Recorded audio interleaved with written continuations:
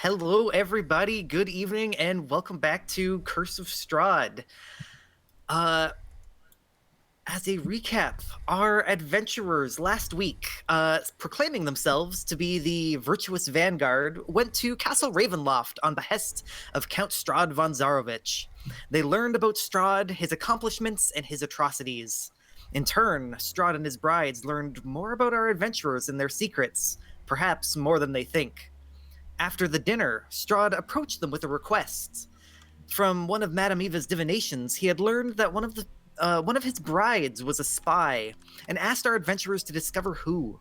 He has given them access to most of the castle and promised their safety from all he controls. But the sun will be up in a matter of hours, and the vampires within will still need to sleep. Hopefully, our adventurers can figure out who is the spy before the sun comes up. And who knows, perhaps they will find an ally on their way. Today we have. Where is my list of who you guys are? I should have had this prepped. I have so many windows open right now. We have Peter playing the Goliath Conquest Paladin, Pavu. That must me be. We have Eric playing the Gnome Land Druid Fitter. Greetings and salutations. We have Sean playing the Half-Elf Glamour Bard Reven. Imagine a guitar's there because my guitar's over there. Right. We have Rip playing the Human Hexblade Warlock Zeros. Magic. And we have Lindsay, who plays the Sorcerer Elphaba. Hello.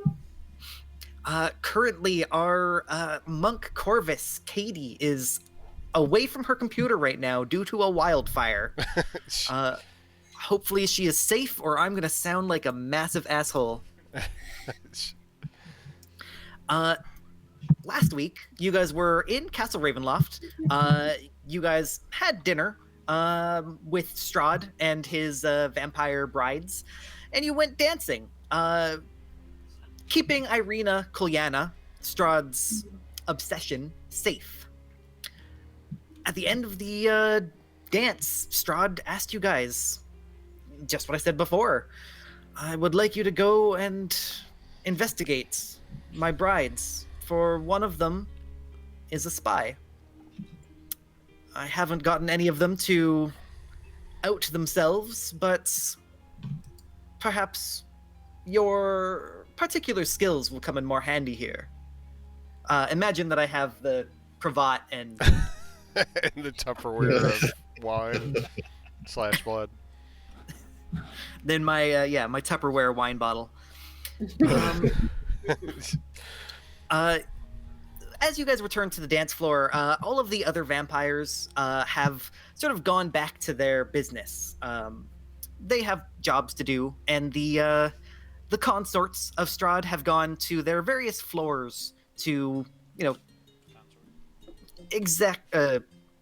relax for a bit. Strahd has given you most of the free reign of the castle. He has locked some doors, so you guys are not allowed to get in. And he has told you that his assistant, or his seneschal, Rahadin, is available at your beck and call, quite literally. Yep. So, with that, We're not at what all would you going guys... to annoy him. Hey, Rodden. He will not show up this time. No, because you have already... I'm not doing it. Lord So- Strahd, I have Yes. one more question before you go. Of course. I believe I saw you the other day in the town square wearing a different guise. You speak of Vasily von Holtz. I do. That is me. I'm glad you noticed. Why masquerade? I am feared. Perhaps rightly so. You are feared as well, and you don't seem to make many friends. I prefer to keep my identity secret when I'm cavorting with the common folk. You may need a new alias before long. Mayhaps. The Von Holtz family has lived for generations. I see no reason why that can't continue. Can I remember what time of day it was that we saw him out in the square? Yeah, it was at the fair, at the festival. It's morning. But it was at 9 a.m. or noon. Do I recall? 9 a.m. ish. Yeah, 9 or 10. Well after sunrise. Yes. But then we've seen other vampires out and about after sunrise, before sunset. Yeah.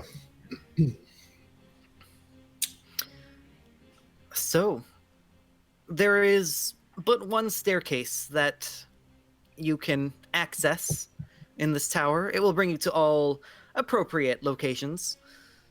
May I show you there? Certainly. He strides to this doorway, just to your east. Well, to the east.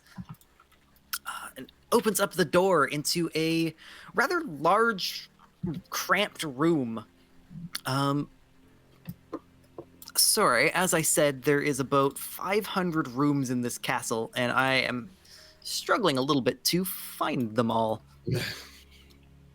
For the purposes of adventuring in this tiny castle, I will put you guys as a pile.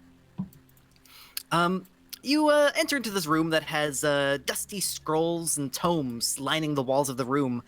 More scrolls and books lie scattered on the floor, and around the room are 4 heavy wooden chests fitted with sturdy iron locks. The only unobstructed floor space is directly in front of the doors on the east and west walls. When Strahd walks in, he just strides over top of all of them. In the center of the clutter is a massive black desk. A figure crouches atop a tall stool, scratching on a seemingly endless scroll of paper with a dry quill pen. Near him, there is a tasseled rope hanging from a hole in the ceiling. He looks like this. Strahd ignores him, and as Strahd walks in, this man sort of ducks his head down and just continues his work, only stealing like the briefest of glances at you guys. Strahd strides to the room next to him, or to the door. He does appear to be human, yes. No, what does he appear to be doing? Oh, doing. Sorry. He is just scrolling on a pen, on a parchment. It looks to be a list of assets. Yeah, Strahd strolls over to a wall and opens up the next door. This door leads to a tight spiral staircase going both up and down. He says, 1 floor down is the ground floor. That is where you will find Ludmilla. No, that is incorrect. That is where you would find... Oh boy, I'm badly prepped. That is where you will find Anastasia, who you will remember from the dinner as being quite talkative. Up a few floors, you will find both Escher and Ludmilla. They are relaxing in their own private quarters. And then you will find the young Valenta, this 1 floor beneath the ground floor. I bid you good luck. Well, again, thank you for your hospitality, and I suppose we will be about our business then. I think that would be a good idea. Remind me, Mick, which one was the one with the face mask? That was Valenta. Valenta, okay. She's mine. I'm just trying to figure out suss out who's had conversations already with whom. Valenta has had conversations with Pavu. Ludmilla did not talk to anybody. Ludmilla, I- remind me which one Ludmilla was. She was the tall, dark-skinned one. Okay.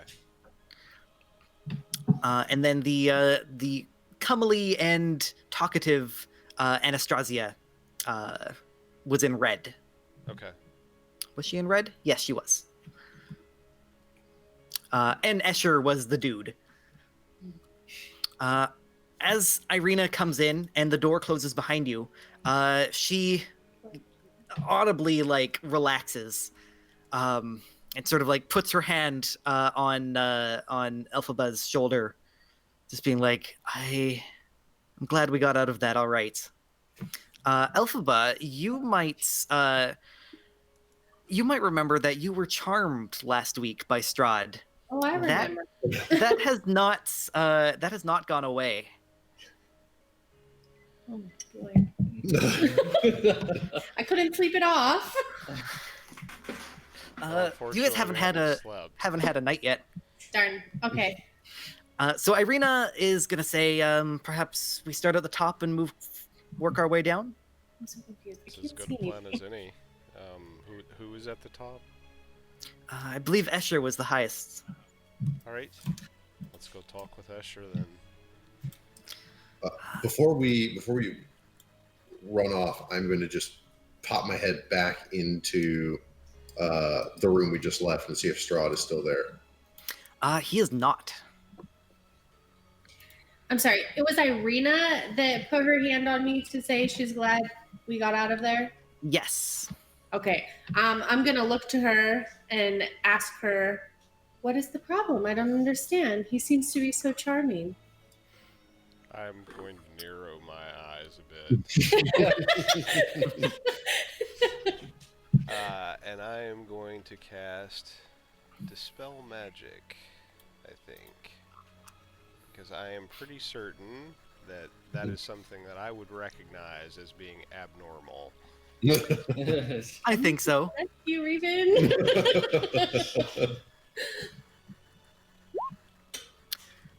Dispel magic. I'd like you to make me a charisma check.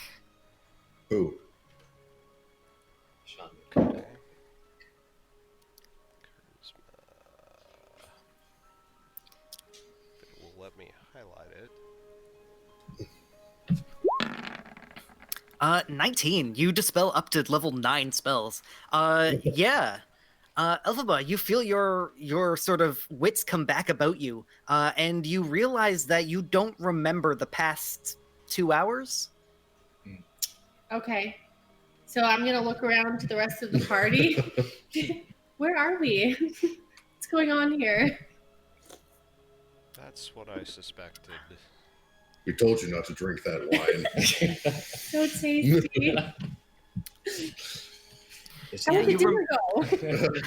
You've been on. You You've been. yeah, you remember the dinner, but you only Dinner. sort of vaguely remember the dance. Okay. It must have been the wine.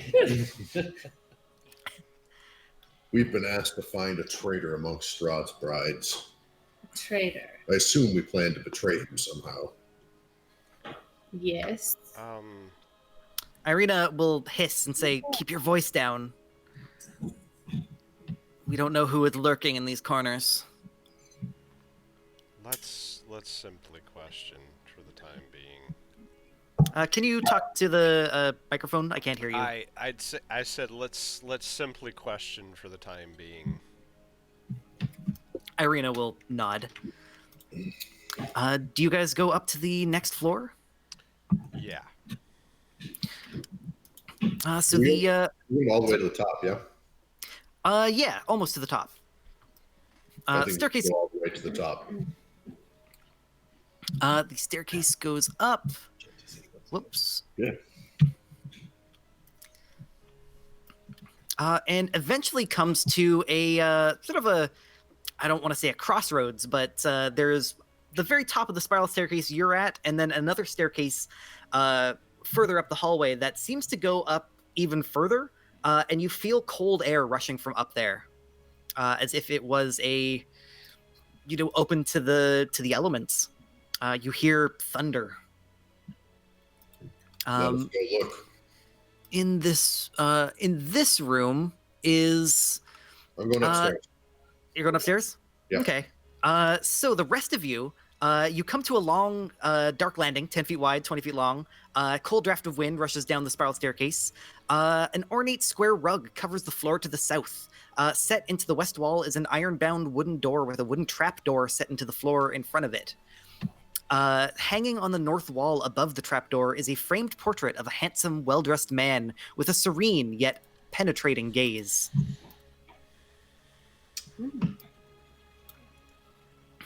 Pavu goes up to the rooftops.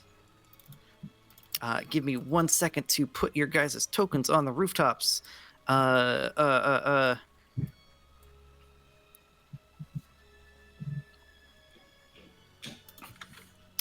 second.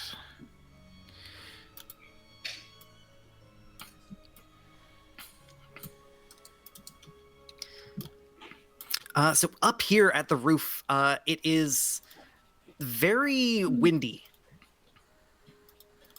You also see you're sort of standing on the very top. I don't know how to show this because the vision blocking layers that they put on here are quite strange, but you can see out onto the rooftops of the rest of the castle about you. You can see that there's a small bridge leading from your tower to the next tower north of you. However, there seems to be a red sort of wall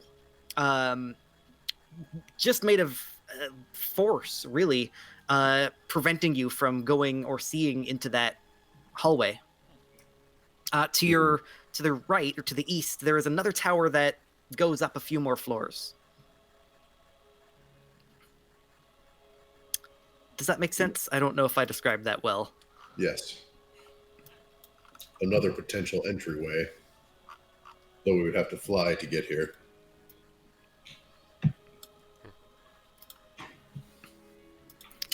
I can pop out this. You guys are standing at the 190 feet. Yeah, there's a whole force that we may be able to get past. That's helpful. But you don't believe that Escher is up here.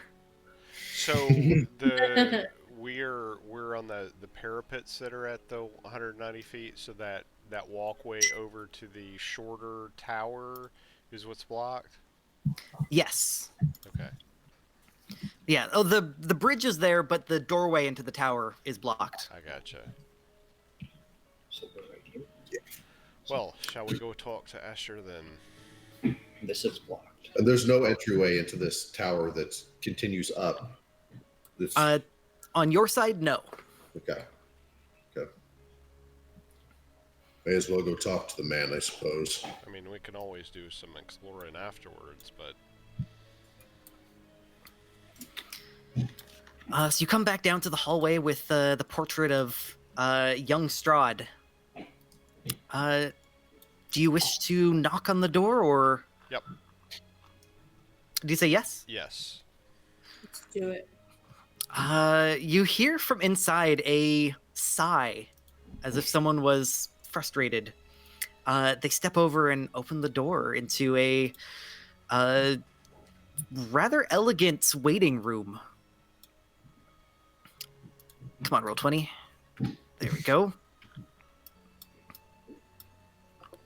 As thunder shakes the tower, heavy beams groan under the weight of the ceiling. 3 ornate lanterns hang from chains from these beams, each casting a dim glow. The curved west wall is fitted with 3 windows of leaded glass in steel latticework. A bookcase is on the east wall between 2 doors, and plush overstuffed chairs and couches are placed about the room. The fabric has faded with age, and the patterns it depicts are nearly gone. Escher is there, and as he opens the door, he goes back and slouches in one of the chairs across from you. To what do I owe this honor? Well, first of all, greetings again. We thought we might have some time to talk. I mean, we've spoken with Count von Zarovich. We thought we might spend some time getting to know the rest of you. We didn't get a lot of opportunity to talk with you at dinner. And please forgive me for asking, why do you care about vampires? I don't particularly care that you're vampires. I care about the fact that you and your lord are people of some power and hold some sway over Barovia, and Hmm. given that we've taken over Valaki, it might be of some mutual benefit for us to get to know each other a bit better. Well, perhaps. I think there's another reason, though. Oh, aye? And what reason would that be? You're trying to suss out the spy. Well, that's intriguing. What brings you to the conclusion, A, that that there's a spy that we should be sussing out, and B, that that's the purpose of this visit? Well, Count von Zarovich, as you put him, has been more interested in our goings about as of late. He has been interrogating us. It is not pleasant. Suffice to say, I am not the one you are looking for. I assume that that is why you're here, because, well, he's always had a soft spot for his visitors. And as he says that, you can hear that same, like, capital V visitors. I'm gonna start looking through the bookcase during this conversation for anything that looks like it might help me in my other research on the Strahd journal. Most of them are fairly unuseful. They say embalming the lost arts, castle building 101, and goats of the Balanock Mountains. All right, That's useful. I'll continue to browse. Okay. Well, as you might know, we do not have any particular connection with Count von Zarovich. So our connection with him is tenuous at best. We met at least in the name that he's applied to himself for the first time this very evening. So we have no particular loyalty to your lord, but Well, say there's- I should tell you that we do. We do not have much choice when it comes to loyalty. If he commands us to do a thing, we cannot disobey him. by virtue of your bond through the blood. Correct. Interesting. Did you willingly come into Count von Zarovich's, shall we say, employ? I wouldn't say employ. And as he, like, flicks his hair out of his eyes, you can see that he's got a platinum ring on the third finger of his left hand. I would not say I was willing at first, but the man makes good promises. And does he hold true to those promises? He does. The ones that he hasn't twisted. We may be owned by him, but, well, we remain somewhat, we have a little bit of will left in us. But that is not why you're here. You're not here to discuss my affairs. You're here to discuss Strahd's. I'm not the spy, but I can tell you who is. Oh. Interesting. And who would that How be? do you know? It is simple. The answer to that is in my notes. Oh man, sorry, give me half a sec.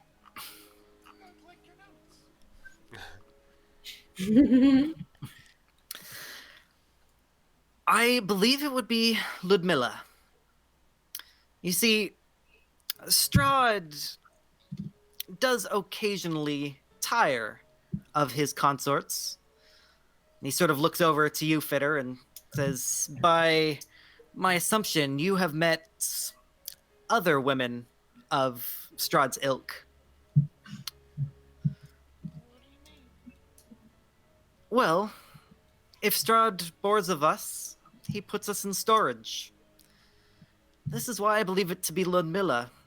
She, of all the brides, would be the most worried about suffering this fate, given her age and Strahd's obvious lack of interest." I'm sussing him out for any sort of tells about his motive, his thoughts.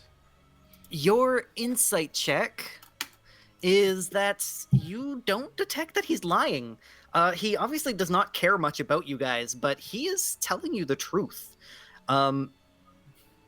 He just wants you guys to kind of leave. And if it is Ludmilla, how is it that she is able to disobey Strahd's instructions to reveal herself? I have indeed asked myself that. She is a talented spellcaster in her own right. It is not unlikely that she has figured out a way to at least compartmentalize a piece of herself. What if Strahd had her be the spy because he was tired of her? I didn't hear what you said. Can you say that again a bit louder? What if Strahd commended her to be the spy so that he could dispose of her? It is possible, though Strahd has never required a excuse before. But it's a test. Perhaps. Do you know what information potentially got out that Strahd might have gotten wind of? That I do not know. Frankly, I have no idea how she would have done what she did in the first place. I know nobody who Strahd would fear in this land. There's no reason for him to hide anything. Perhaps it is the secret of his undying love for that. Oh, she's here. And Escher kind of looks over at Irina, who blushes angrily. Well, perhaps if, of course, if we may be of service to Strahd, perhaps it would be helpful to know what might be particularly concerning that could have gotten out, and I'm going to use suggestion on him. Okay. As this happens, I'm going to slip into this room I'm next to. Suggestion, so he gets a wisdom save. He gets a 16. Does that... Ah! Yeah, he saves. He doesn't have any clue that I did it, but he saves. Yeah, he, just kind of... I imagine it would be helpful for you to know these things, but they are quite literally not for me to describe. Pavu, you enter in a pitch black room. From across the light of outside, you can see a single red divan. I don't know how to pronounce that word. A single red sex couch. I'm going to close the door and turn on the drift light. Yeah. Let me put light on. So what you see is a four-corner bed, four-posted bed, supporting a black canopy trimmed with gold tassels. There are several comfortable divans placed around the room, and a banded door in the west wall, a smaller unbanded door in the east wall. There's a smell of olive oil in this room. That's weird. I'm going to give it a quick search. You search through. You don't see anything in here. It seems that they keep quite discreet. I will try the next door then. That door opens up to a small wood-paneled room that reeks of mildew. Just a small closet. Iron hooks line the walls, and a dusty black cloak hangs from one hook in the center of the south wall. I would like to carefully examine the entire room and then exceptionally carefully, maybe looking for traps or anything, pick up the cloak. Looking through the rest of the room, you find nothing but mold.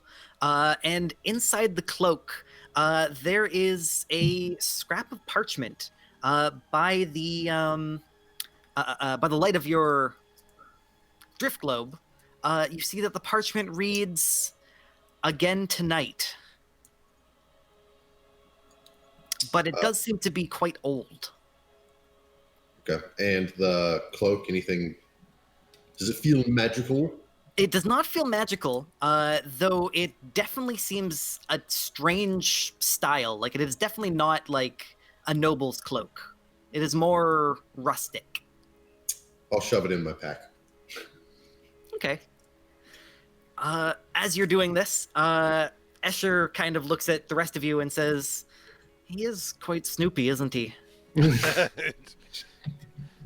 he's very Woodstock actually, but so perhaps I misstated myself. I wasn't specifically asking for what might be damning to your lord. What I'm asking is, do you feel like you and the other brides might in some way have information that feels like it could damn Strahd in some way, or influence his plans? I mean, are you that tied into what he holds secret? No, we are not privy to that sort of information.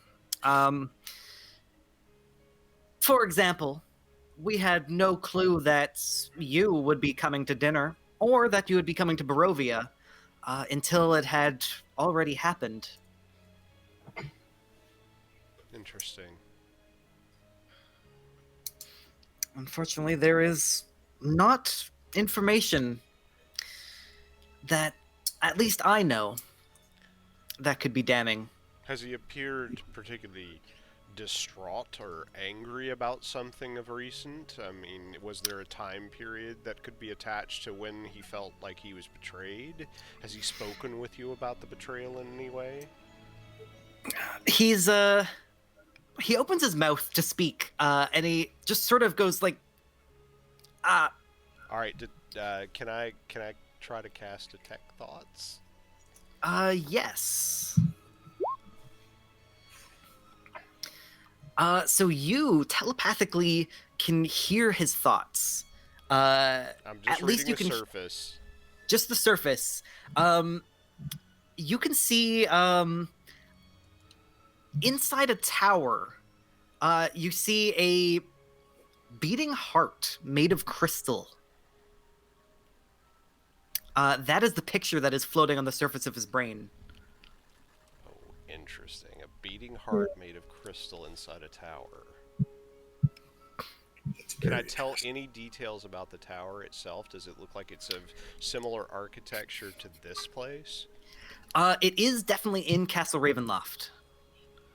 And of course, It has the exact same stonework and the same sort of glow, and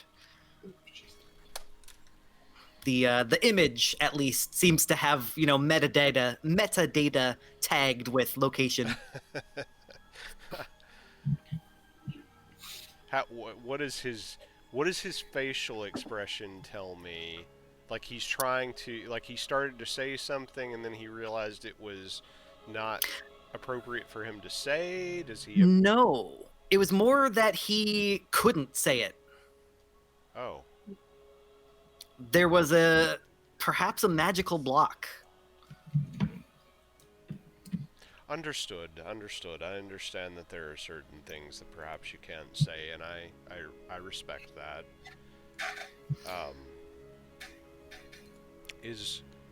I mean, are you certain that Ludmilla would be our prime candidate? And again, I'm listening to his thoughts for the time period that I can.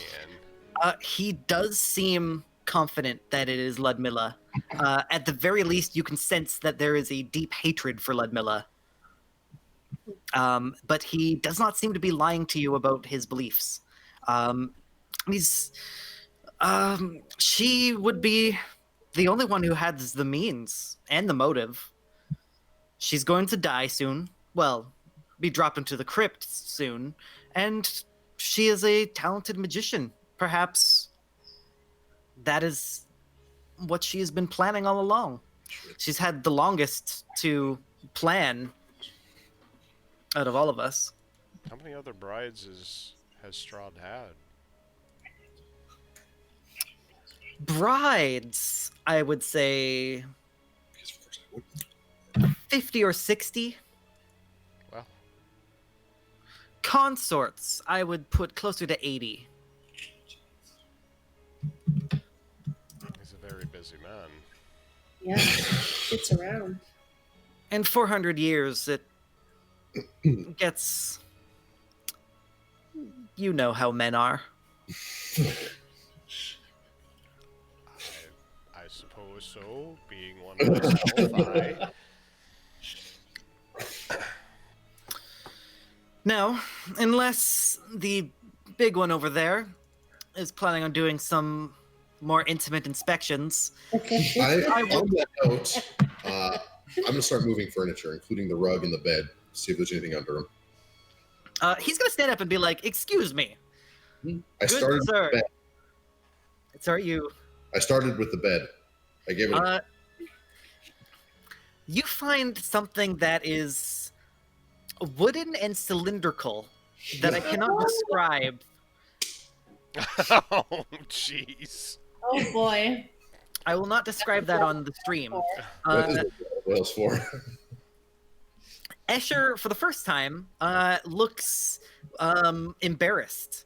A strange gray flush is coming up in his skin, and he is just like, "Please, I insist that you leave immediately."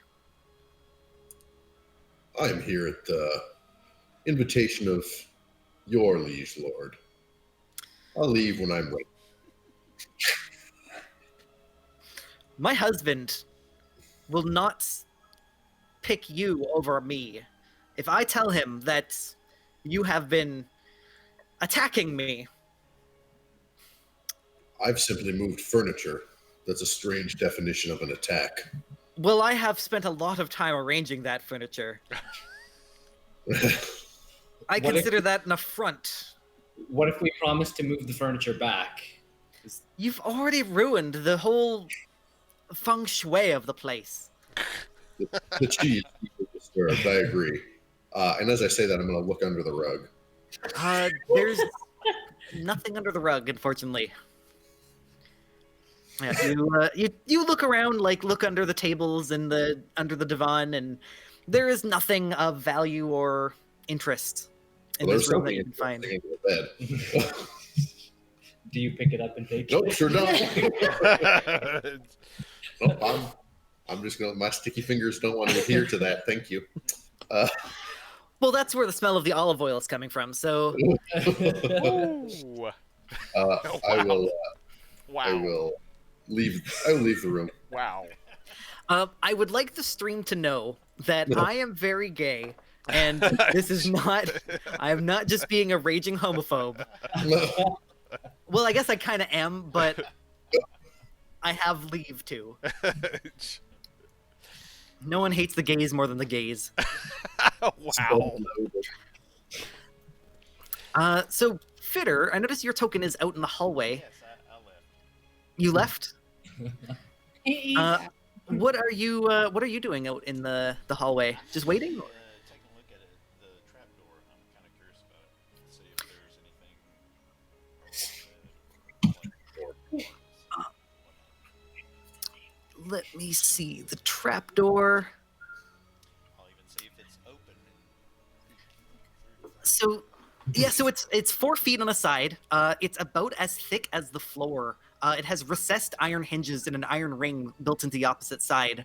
So it's like a pretty heavy duty, like you have to really work to open it. Luckily, you have like a low center of gravity, so it's easier for you. You see a 100 and, well, what is your dark vision? 60 feet? 60 feet. You see a shaft that goes too far beyond your dark vision. It should be important to note that this trapdoor is, when it's closed, it is flush with the ground, and you don't think that the way that the hinges are, you don't think that it would like fall through. I got you. Yeah. They're hidden hinges. Yeah, it's hidden hinges, but it's also like hinges on the top on your side, so it couldn't Yeah, it's not collapse. like a trapdoor that just kind of falls forward. Yeah. throwing something down into. So yeah, it goes. I'll say hello. It echoes quite a bit, but you don't get no response, Okay, that's boring. unfortunately. Okay, well I'll just wait outside for the rest. I'm not gonna go anywhere. So Escher is quite frustrated with you guys now, and is like, Duke Zeros, Duke Reven. You've been Wow. I would suggest that you, if you need to question me further, you should at least have a line of questioning. Go speak to some of the others first. I thought that we were having a bit of a Q&A. We were, and then your bodyguard ruined my whole bedroom. Well, I apologize, but I thank you for your time. Go ruin Ludmilla's interior decorations. He sits down and takes his glass of wine and opens his book just in front of you. All right. What book is he reading? He is reading Life Among the Undead, Learning to Cope. Nice. Oh, I was gonna do one more thing. I was gonna check behind the painting there. Yes. As you sort of approach the painting, the eyes of the portrait seem to watch you move. Strahd's totally behind the painting. You reveal him, and he's like, As you get like really close to it, you notice that it is bolted to the wall. There is a bolt in each corner. It doesn't look like it could be removed without destroying it. Okay. That's not a problem. I assume at this point Draw we're all mustache on. outside with. I'm going out the door last. Okay. So everyone goes. Pavu, you go last. I flip some of his books off his shelf on the ground. Right, you- wow, little passive aggression. Well, I've already done the full aggression. Now I've got to do Yeah. the passive version. You just hear like a coming from that room. Would you guys like to go back down one more set of stairs? Yeah, who's I down wouldn't- the next one? Is that Ludmilla? Yes. So this staircase comes to a single door. Wait, I looked under the rug. The rug. Sorry? The rug. I looked under that rug. You look under the rug in the hallway, but there is nothing there other than the trap door.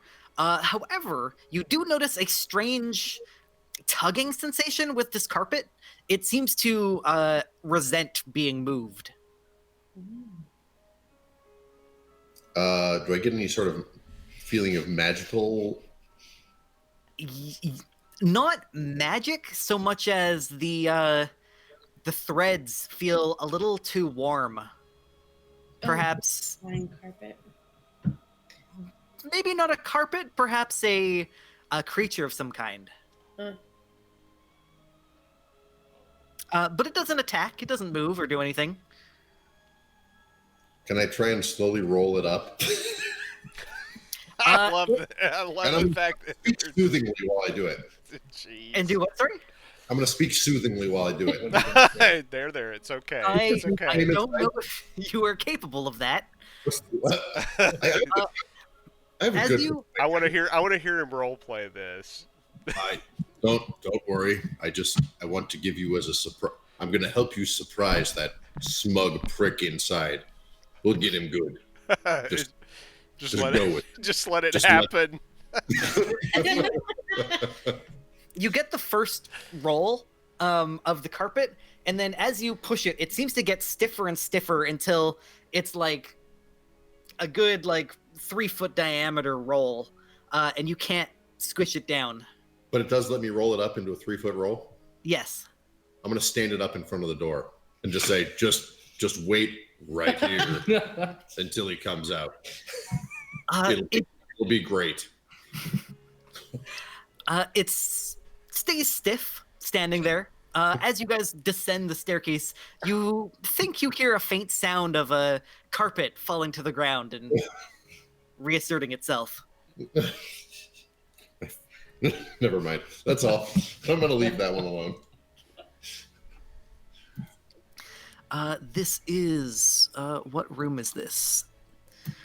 35 of 500. Jeez. So you enter this room. The door opens silently. A door of delicately engraved steel stands at the far end of the short, dark hallway. Intricate details stand out clearly on the door's surface that seems to shine with a light of its own, untouched by time. Flanking the door are 2 alcoves. They are empty. Does it look like anything has been in these alcoves? It looks like, yeah, maybe there was statues there at some point. Yeah. For some reason, they have drawn statues on the map, but those statues are not there. There's a ghost of statues. Ghost of statues pass. So the steel door, it's engraved with images of a king in armor astride a horse. There is a majestic range of mountains and shooting stars in the background, and tiny figures of people and wolves framing the image. It has a handle. Sorry. What does the king look like? He bears a resemblance to anybody we know? Not really. It's too stylized an image. Gotcha. Any sigils on the king's attire? No. Okay. Unfortunately. It seems to be just sort of a basic idea of king. Okay. Fair enough. Do you want to open that one? I mean, The king door. I would assume we knock. As you knock, you listen, you hear nothing. Okay, then I'm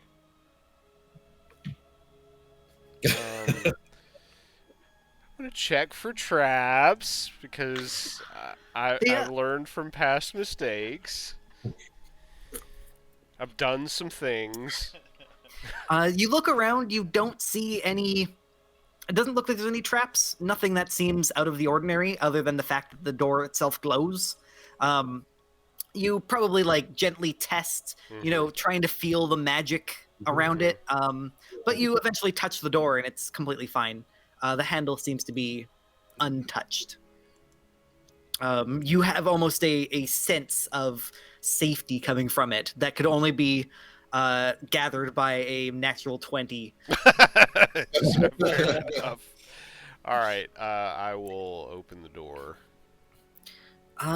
From the light of the door, from the glow, dust assaults your lungs. A sweet yet pungent smell of decay fills this room, in the center of which stands a long oak table. A blanket of dust covers the tabletop, and its fine china and silverware. In the center of the table, a large tiered cake leans heavily to one side. The white frosting has turned green with age, and cobwebs hang like dusty lace down every side of the cake.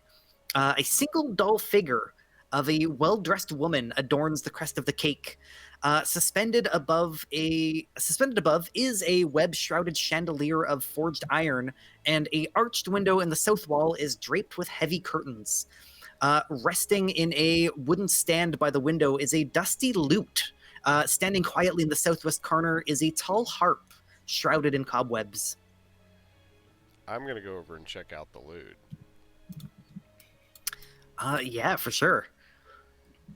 As you go and look at the loot, you also spot a dusty figurine of a groom fallen to the floor. Does it look like it's fallen to the floor from, like, could it have just naturally fallen off of the cake, or was it thrown? It looks like it was thrown. Your investigation looks, it's on the opposite side of the slant. Alright. I'm going to look at the loot. First of all, does it appear to be magical in any way? Any sort of details that I can make out about it that might be of interest? Yes, it has a very light wood. It has a bunch of etchings of frolicking creatures, like frolicking animals about it. It is strange sounding, almost magically so. I'll play it. I'd like you to make me a wisdom saving throw. Oh, You die. Oh no. crap. Crap. Can you give it to me? I can click it. A 12 is almost enough. The sound, sort of the strings themselves kind of vibrate in your mind strangely, and you take 5 psychic damage. Oh, well. Is it AoE? Like, do we hear Why it? would you too? ask that? I have to ask. Do we have homework? You guys hear it, and you hear the sort of discordant sounds of it, but you guys don't take any psychic damage. It's just the one holding it. But I would like you to make me an Arcana check, if you could, Reven. Yep. And I'll give you advantage on this. I clicked it. It didn't do anything. That loop just kicked your ass. A 16 reminds you of a... Oh, oh. Oh. I'll take the first roll. It was really slow to respond. Yeah, I think Roll20 is having some bugs right now. You remember that there are legendary bard colleges that you've probably heard of in your travels. In particular, a college of DOS, DOSS. They made a lute that is magical. This seems to be similar in design. Is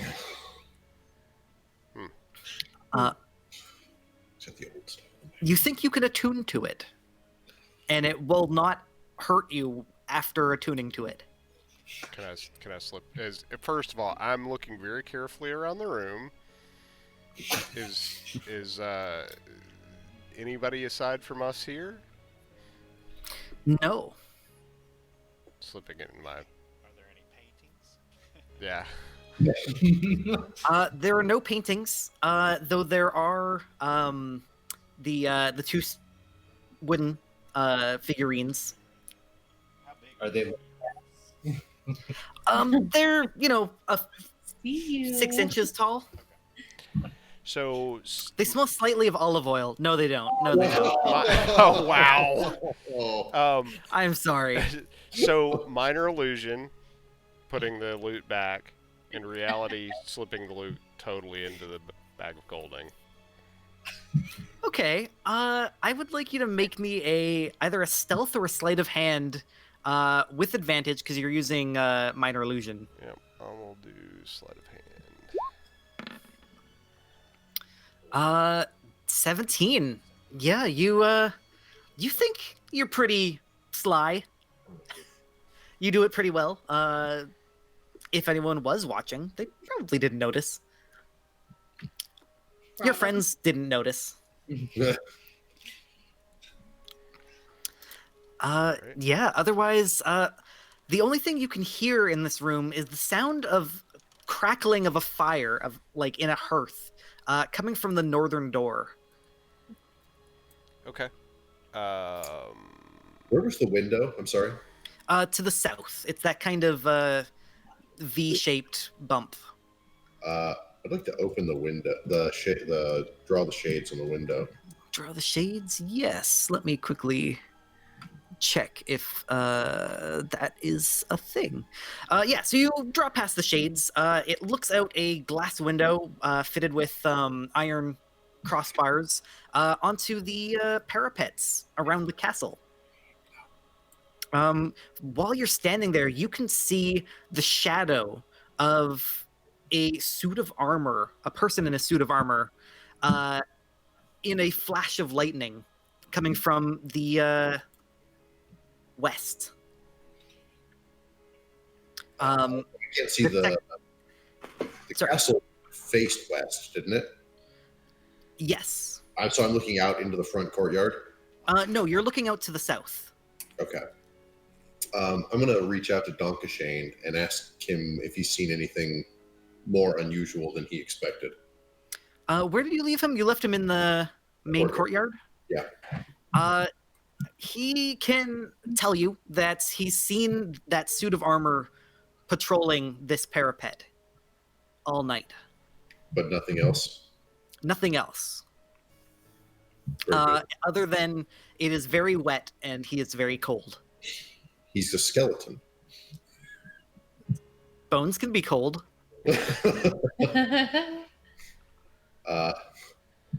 Find some shelter.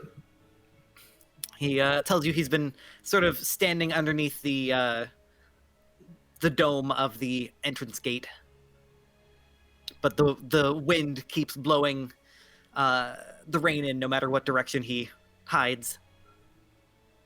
That's because Strahd is an asshole. He agrees. We'll be down soon. Yeah, I mean, I've been messing with the loot. I don't know if anybody else is going to the door, but if nobody else has checked the door, I guess I'll go to the door where I hear the fire crackling. Yeah, does anyone else want to investigate anything else in the room? The harp or the figures or the cake? Yeah, I'd like to look at the figure and the cake. Yeah, the figure, as you look closely, the man is definitely Strahd, but the woman is kind of anonymous? So it's both. Sorry? The topper's both. It's not just Strahd. That's right. Okay. Well, the woman was still on the cake, and then Strahd was on the floor. Gotcha. But the Strahd is definitely Strahd, but the woman seems like it could be reused for multiple uses. Just switch her out. Next wife. And what flavor is the cake? Mold right now. Yeah, I was about to say. I thought as much. At one point it was white, but otherwise it's not. The taste of despair.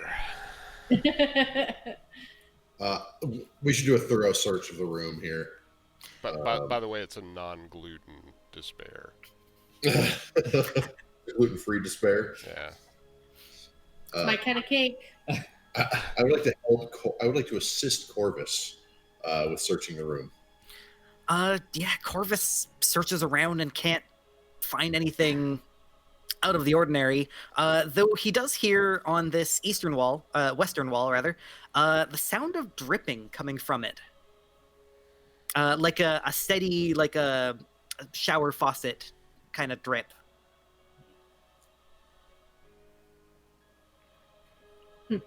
The drip or the fire first? We might. I suspect we're going to find Ludmilla where the fire is. So, if you're going to investigate the drip, I'd do it now.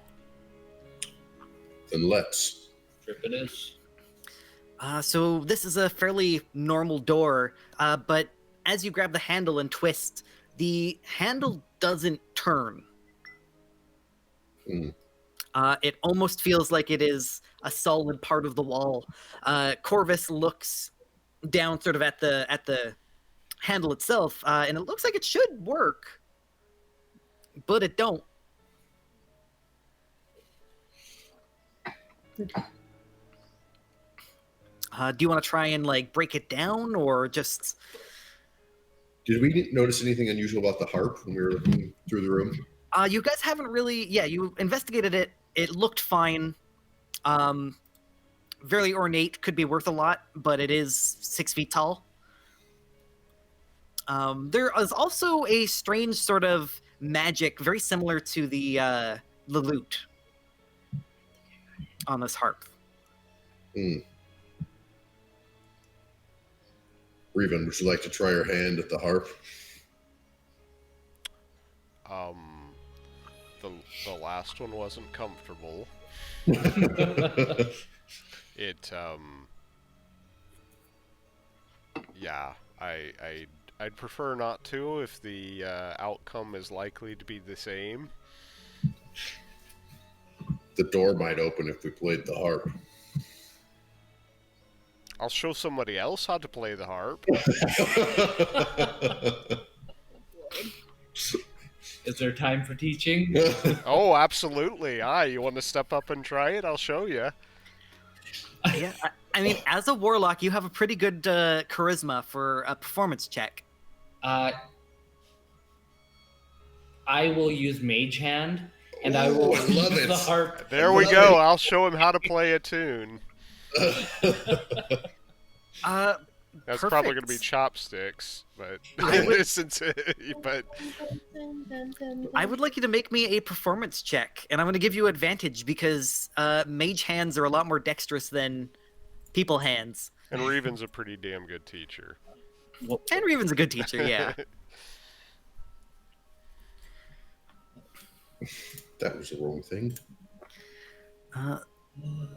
So the harp is about 6.5 feet tall, weighs close to 300 pounds. A 22 is pretty good. It takes you a few seconds to get started, but with Reven's help, you're able to play this like a master. As you do this, a ghost appears. Oh. This ghost is a short little man dressed as a fool with a tiny jingling bell at the end of his pointy dunce cap. He goes, "Why have you summoned me from beyond the grave?"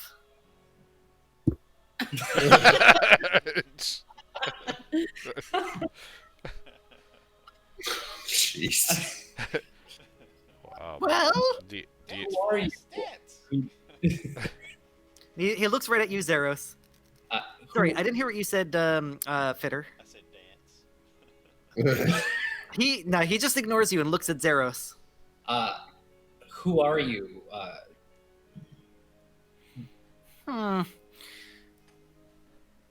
My name is Piddlewick. I'm a fool. You're good at the harp. I commend you for playing well. You know, A teacher. but a teacher can be surpassed.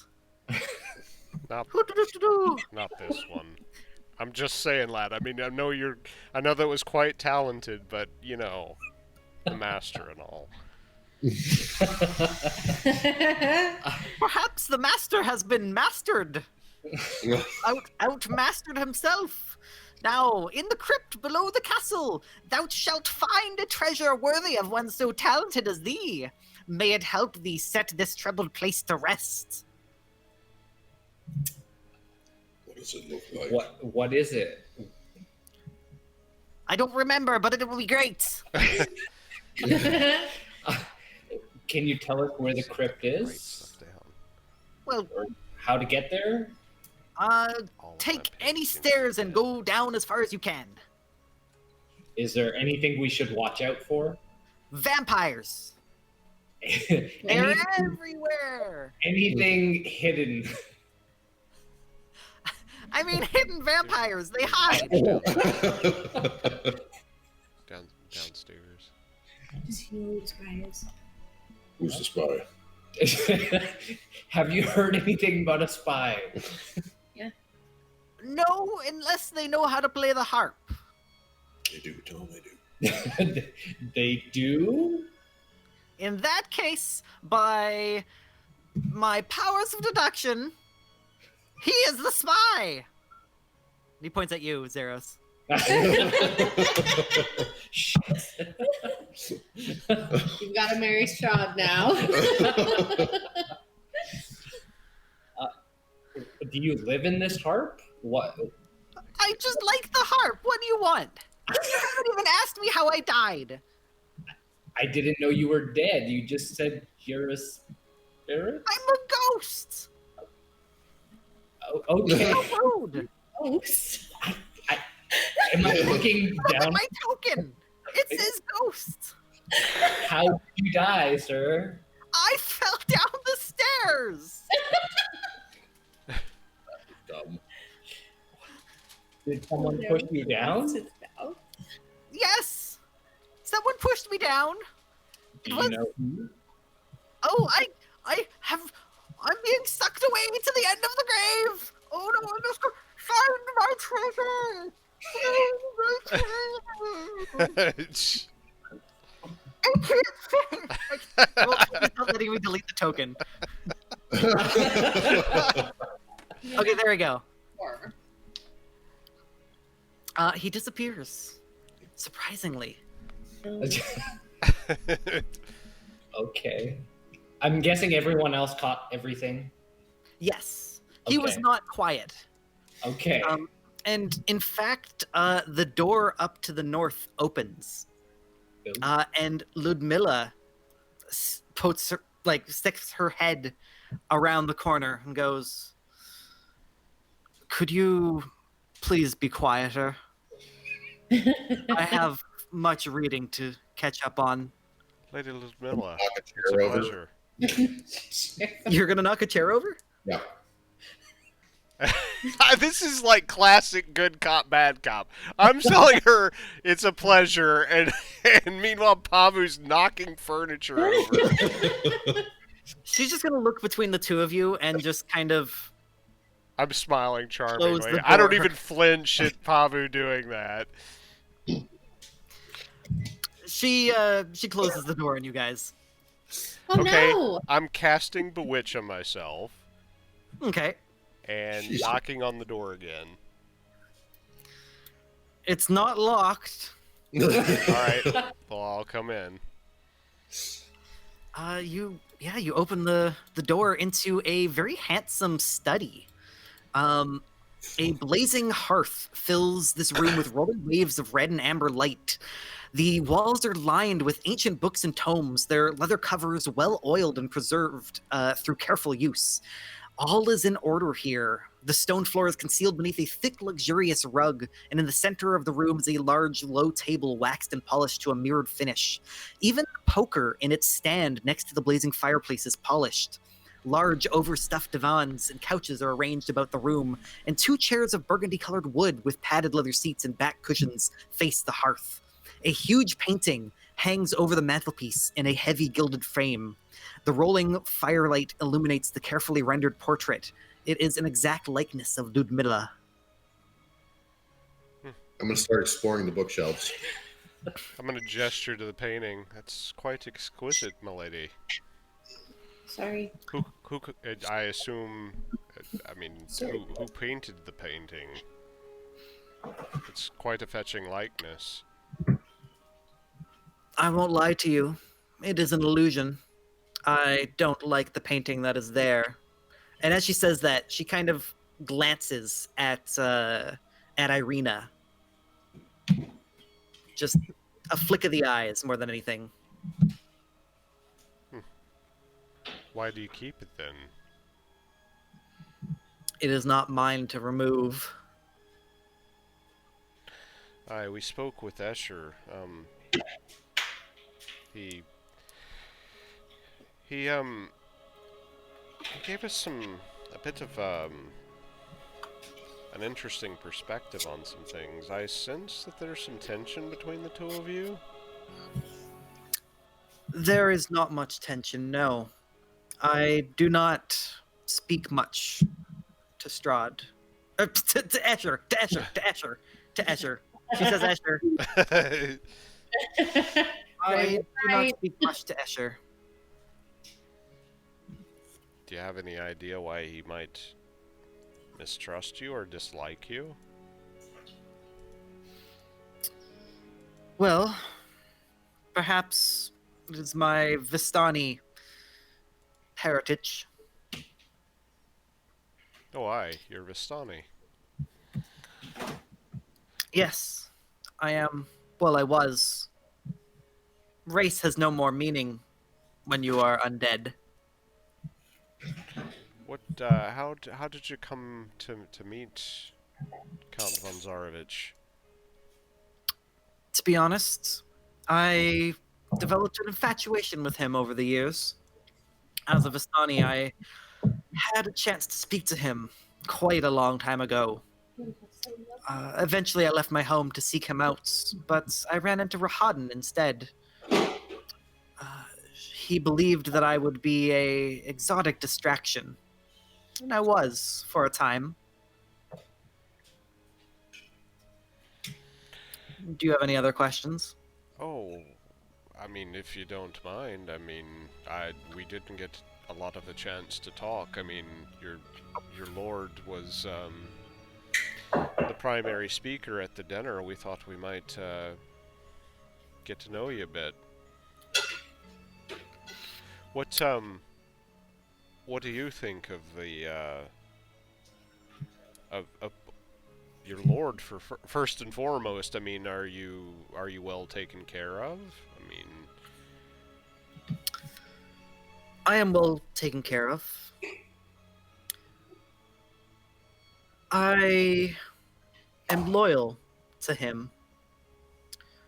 Clearly, I don't love him, nor does he love me.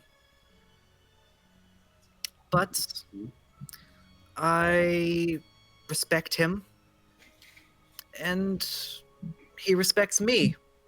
I am useful to him. I ensure that that continues.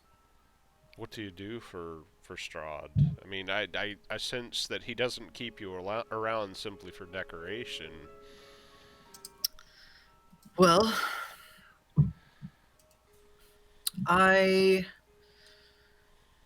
what does she do? I do not fatigue him with a need for his attention, and I actively seek ways to attend the matters he deems important. I find other women for him. Does that happen often? Only when he gets bored. I am a little more skilled at finding these women than he is. Or at the very least, I have more free time. What does he do with these women? Come I mean, now. beyond the obvious. I mean, certainly he doesn't have an entire menagerie on staff. There's only there's a limited number of you in attendance here that we've seen. When he tires of us, we are sent to the crypts, where we inevitably starve. I have avoided that fate. Does he bring people out of the crypt again? No, So are you not worried about being sent to the crypt once you've outlived your usefulness? the thought keeps me up. Luckily, I do not need to sleep. I am indeed terrified of this, but I believe that I will have a long and fruitful life as long as I remain ingratiated to my lord. I don't think I used that word right. No, She says the right word. ingratiated is applicable. Yeah. So, you don't need to sleep. Not even after the sun rises. We dislike being out in the sun. It is quite uncomfortable. But sleep, no. We don't need to. We But can. You, Sorry. No, go ahead. but you can go in the sun. It's just uncomfortable. In other lands, I imagine we could not, but Strahd has seen to it that the sun does not harm us. Hmm.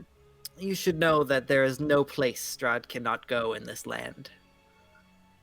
I'm not even certain that the sun is a sun.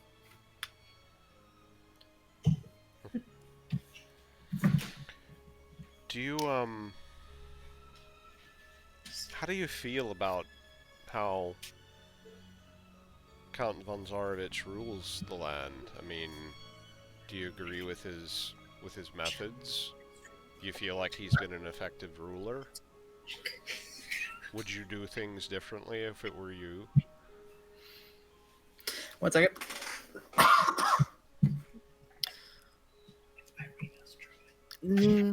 I do not know. Such thoughts are frowned upon here, and I do not believe that even my thoughts are sacred. I don't wish to rock any boats. I have tolerated your presence here, but I suspect you have a second motive. Why are you talking to me? I'm here to look through all your shit for something good to steal. So you're looking through these books. You are seeing thousands of books, over 1,000 unique tomes. Transporting it would be a challenge, but the collection is worth 80,000 gold. Oh, jeez. Yeah. Again, specifically looking for something that might help me with my translation of Strahd's journal. Make me a investigation check. Oh, right. I was supposed to roll those. Go ahead. Investigation is... I have too many things open right now. 3. You sure you don't want to roll it? You can roll it. You find a book of exotic recipes, but you misread the title and you think it says Book of Exotic Secrets. I'm going to try and take it. Yeah, it's behind Ludmilla. Do you want to make a sleight of hand to do it without her noticing? For sure. I'm This going to could change it so that possibly I'm go actually wrong. rolling first. Okay.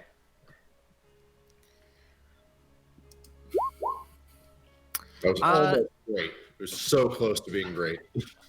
Yeah, you like perfectly grab it, put it underneath your cloak, and then forget that you don't have the bag under your cloak, and it falls to the ground. Ludmilla had just said, "What is your line of questioning?" And before you, or what is your motive for speaking with me? And before you ask, Strahd does not take kindly to theft. She got that from the sound of a falling book? I have good ears. I'm behind her. Oh. She has eyes in the back of her head. I'm going to use my toe to push it under the divan.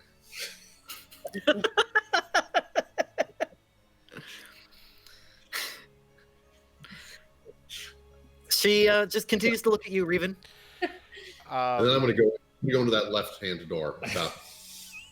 As I mentioned, we spoke with Escher, and he had some rather disparaging things to say about you, and we wanted perspective from you.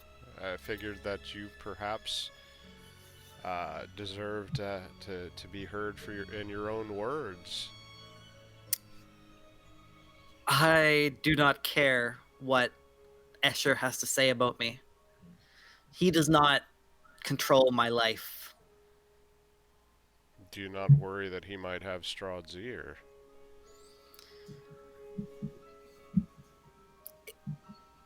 He might have Strahd's ear, but I have other connections. What connections would those be? I know what to say to Strahd to make him move to my side. I know how, if they displease me, I can convince him that they've displeased him. That's a useful trick. Connections were perhaps not the correct word. I have other tricks, is what I meant to say. He's pretty powerful. How does one go about tricking Strahd? By saying what he wants you to hear. Or rather, saying what he wants to hear. I've become good at it over the past 300 years.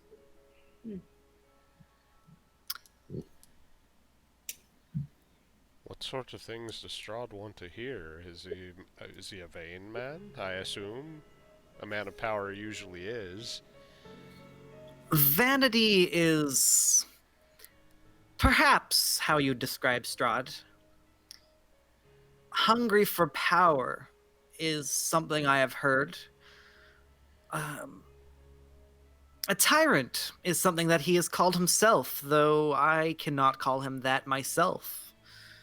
Because, well, I am unable to. I cannot speak unkindly of my husband, if that is what you're trying to get at. Oh, no, not at all. I'm just simply trying to get a bit of perspective on what... You mentioned that you can persuade him. I'm simply curious about what sort of man he is. Is he persuaded by flattery? Is he persuaded by... What would move such a man? His whims are chaotic.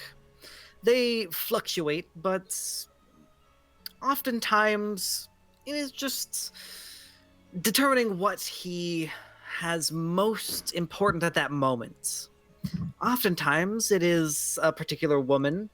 Other times it is, like you say, his vanity. But the machinations of this man are not easy to identify. That's fair. He's a complicated man. I get that. Besides, if I had a less cryptic answer, I don't think I would be able to give it to you.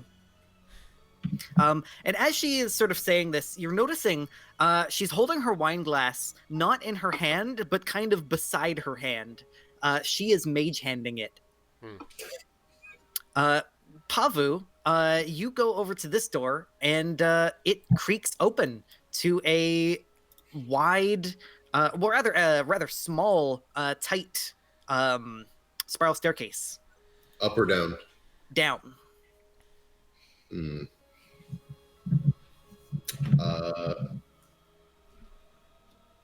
I would have gone over to the other then.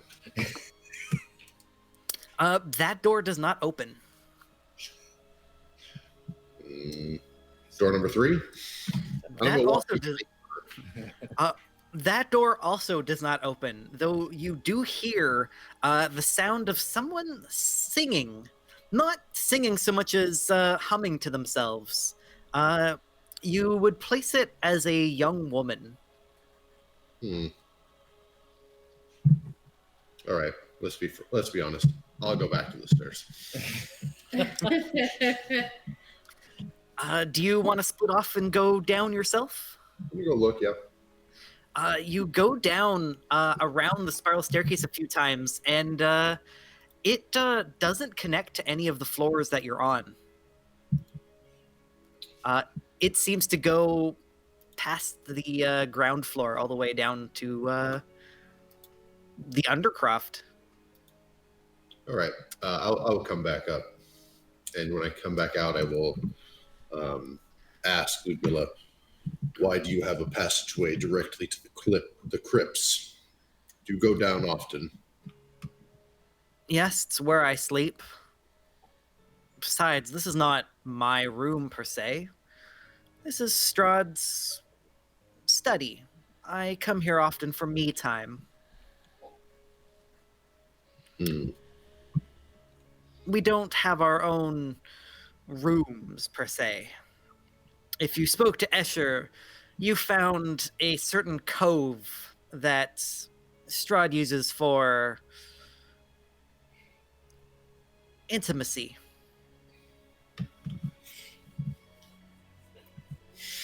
Which reminds me, and she gets a quill and gets like a shopping list.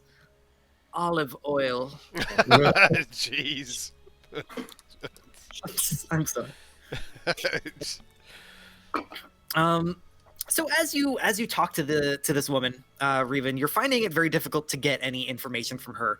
She is also very cryptic in what she is saying, and it's starting to dawn on all of you that it's going to be quite difficult to figure out who a spy is when they can't even tell you what could be spy material. May I be honest with you for a moment, Lady Ludmilla? Yes, I assumed that you were. There's been word of treachery within the ranks, as it were. Yes, Strahd has been quite inquisitive of late. I suspected it was something like that. What has he been asking you? Our goings, our comings, our who we've talked to. We cannot lie to him, and we did not. None of us have left this castle or spoken to anyone that he has not approved. Do you have an inkling about the sort of treachery that he's looking for? The sort of... I mean, it seems rather strange to me that if the lot of you are unable to speak ill against him even, that you would have the capacity to act against him in some way. Do you have an inkling about why he might have such a suspicion? That I do not know. I assume he has a good reason to suspect one of us. He is not a man taken to whimsy. Would you happen to know any reason why he might suspect one of us? He was very evasive about particulars, and it's a little bit difficult, if I may be honest, to investigate on his behalf or to suss out a reason if we don't know the specifics of such a thing. You should know, of course, that we have no particular loyalty to Count von Tsarevich. He's certainly interested in the details, but so I found should it mention one curious. thing. You did hear that Strahd went to see Madame Eva, and that is how Oh, I had forgotten that. Even so, Reven's response would probably still be the same. then I would like you to make me a deception check with your Bewitch 1d4 Yep. added on.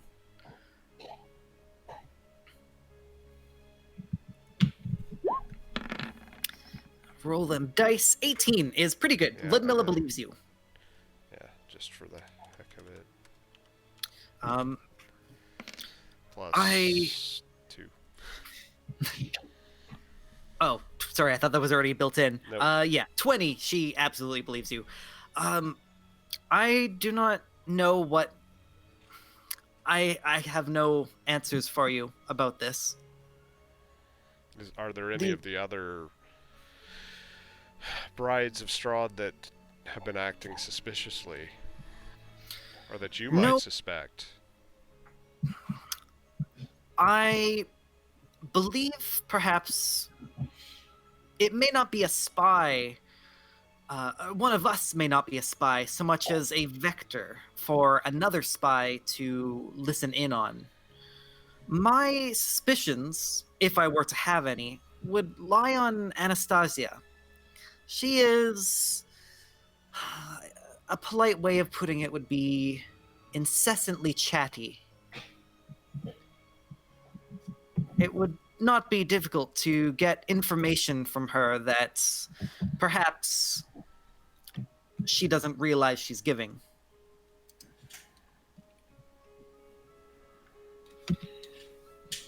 Understood. But unless you have any more questions for me, I would prefer to go back to my books. You should be able to find Anastasia in the dining room where we had our dinner. Perhaps if you have some proof that you wish to confront me with, we can meet again. I certainly don't have any particular suspicions. I simply was curious about your perspective. As I said, Escher leveled some rather damning accusations. I simply thought I'd get your perspective. You have mentioned that a few times. What accusations do you speak of? Perhaps I can allay some of the word I'm looking for. Fuck. Suspicions. Suspicions. Oh, he simply laid out quite frankly that you were the spy. Ah.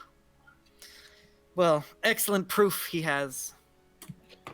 He seemed quite sincere in his assessment of it, but that doesn't always reveal the truth of the thing. It may simply mean that he dislikes you for some reason.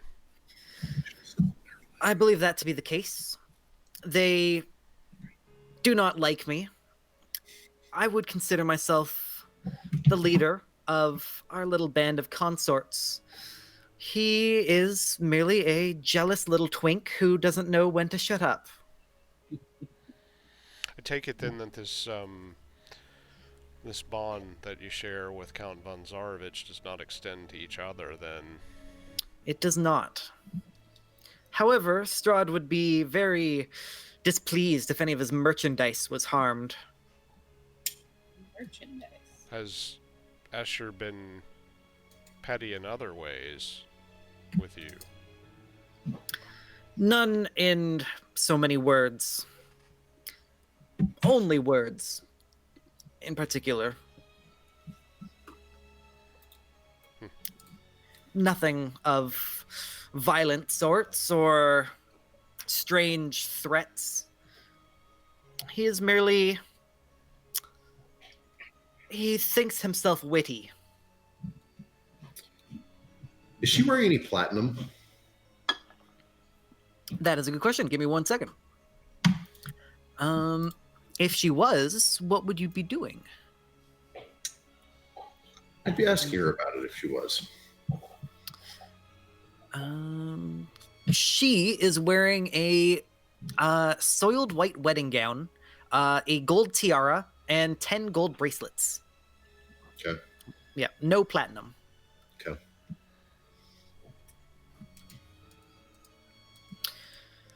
Well, I have no further questions. Did any of you? No, I was going to ask, is Fitter the only one that's aware of the moving eyes in the painting? The one upstairs, yes. He was the only one that really looked that close. Okay. And he didn't share that information?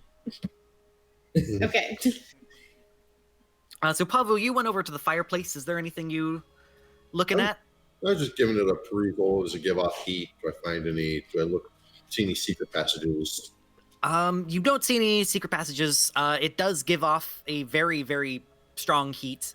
But the room itself is sort of suspiciously large, like a hearth that is That's a huge 20, hearth. yeah, 10 feet by 20 feet. The fireplace also has no logs. The fire is just burning magically on the ground. I'm gonna attempt to disbelieve it as I don't believe there's really a fire there. Sure. Do you want to put your hand in and make a wisdom check? Yes. Or rather, I guess disbelieving illusions is now investigation. So roll me investigation. I have a distinct feeling I'm about to burn my hand. 17. You take 2 fire damage. It is absolutely a real fire. Okay. Unfortunately.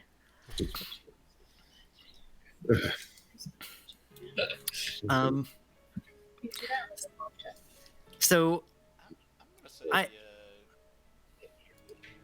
So Asher said that you could break the bond with Strahd. Is that right? he likes to believe that I am stronger than I am. I am the only one of the brides that has any arcane training. I was taught as a young child. I could not break what Strahd has over us. I'm Insight. yeah. I will also do insight. I'm assuming we can't probably assist each other on that, but You could discuss things later on, and I'll give you like an extra couple points. But Revan, you don't notice anything strange. Fitter, you're kind of watching, and you're like, yeah, no, she doesn't belay anything on her face. But Elphaba, you notice her face has always been very, very sultry and regal.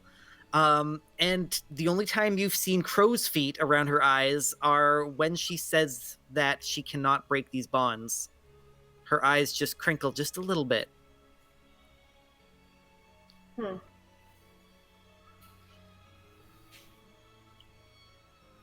Interesting. Okay. Break these. So she's wearing gold bracelets, you say? Yes. 5 on each wrist. Is she allowed to take them off? Do you ask her that? Yes. Can you remove your jewelry? Are you robbing me? No. I'm simply asking if maybe that could help you break your bond. I can remove. I Items can remove. by Strahd. These are not magical. And she takes them off, sort of twiddling them around her fingers before putting them on the chair next to her. The bond was created when I was turned, not by any controllable magic items. Though I imagine if he did want to control someone, he would have that capability to create such a thing. I will have to do some research. he's an You can enchanter see- then. You're giving her ideas. Sorry.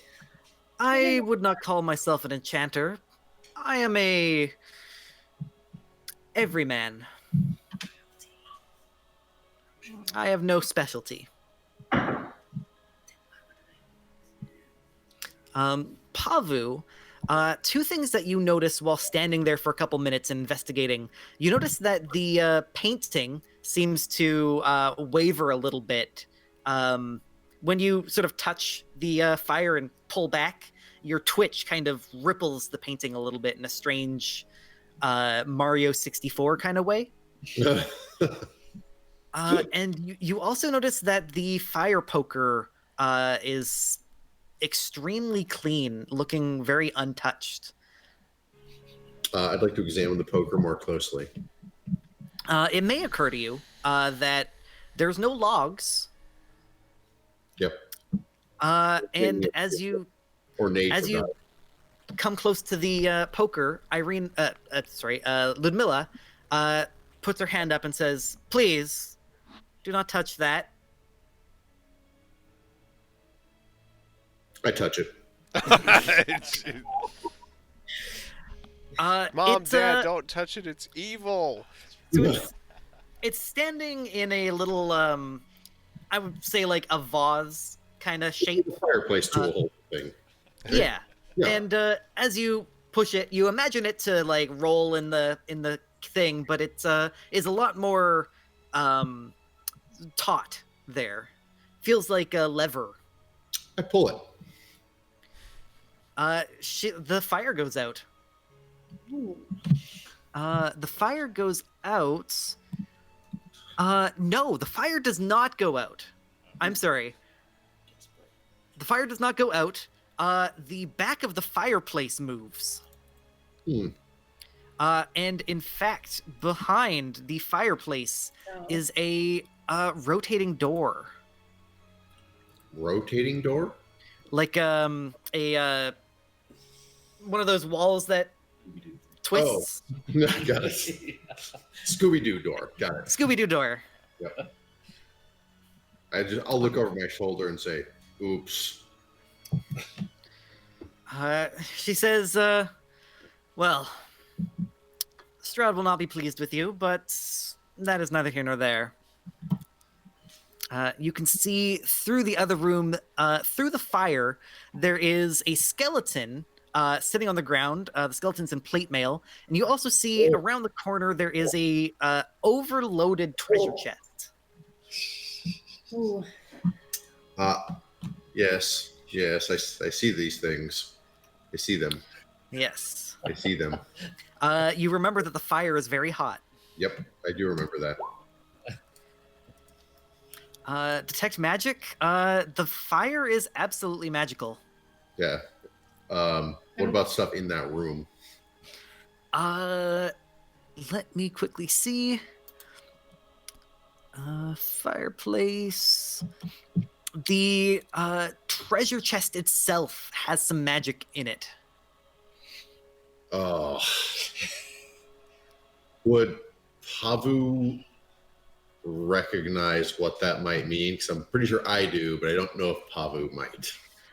Well, you know that the school of magic is conjuration, which is typically like summoning things, teleporting things, Okay. creating things in the thin air. That is what Pavu would know. I'll let you interpret that as you will. All right. Come back to me. I got to think about how Pavu would deal with that.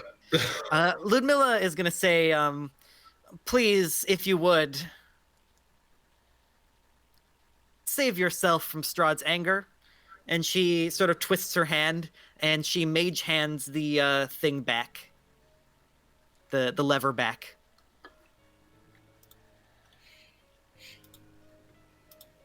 Closing the door. Glance around the rest of the room while detect magic is still up.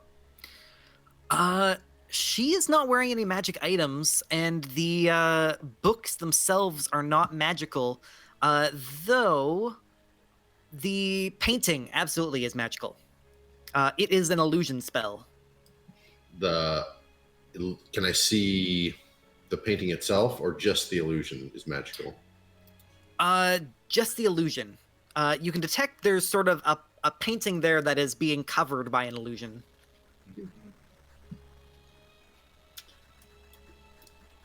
All right. Ludmilla will notice you and say, "It's a good likeness of me, is it not? You should see No. what's underneath." Well, Really? then. No. She waves her hands and the illusion disappears. The picture is an exact likeness of Irina Kolyana. Mm. And Ludmilla says, "That is Tatiana."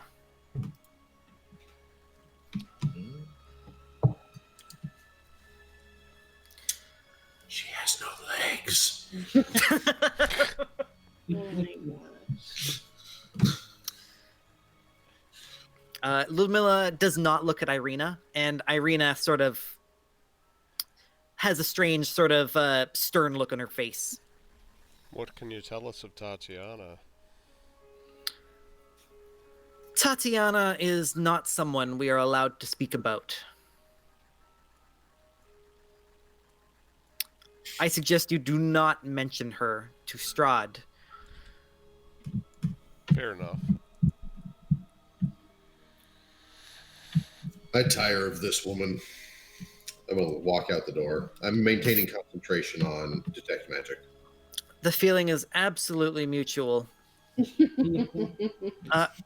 As you walk into this room, you see a magic on the harp, which you knew, and the cake itself. The two figures have not a spell per se, but sort of this strange energy about them, like they are magical in some arcane way, uh, outside of the scope of the spell that you have.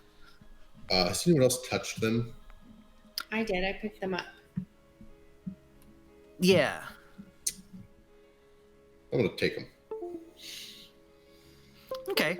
Yeah, you take them. Do you like go back to the staircase, the spiral stairs? No, I'm waiting for the rest of the party. Okay.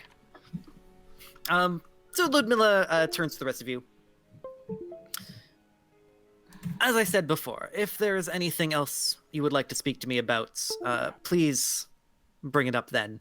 I am now realizing that Sean and Eric are both frozen. Yeah. Oh, Yeah, they are. wait. Oh, no, Eric- Eric's not. Sean is, though. It's the camera. Can I Eric hear us? accidentally jiggled the stupid thing. Okay. But yeah, I'm Sean doing is. that there. Might have gotten it. I might have done it. I think this might be a good time for us to take a quick 5-minute break. Perfect. Very well. Sounds good. Can you nod yes? Nod once for yes. All right. I'm gonna run to the washroom. I will let Sean figure out the stuff, and I will see you guys in a moment. How come I can't see the chat?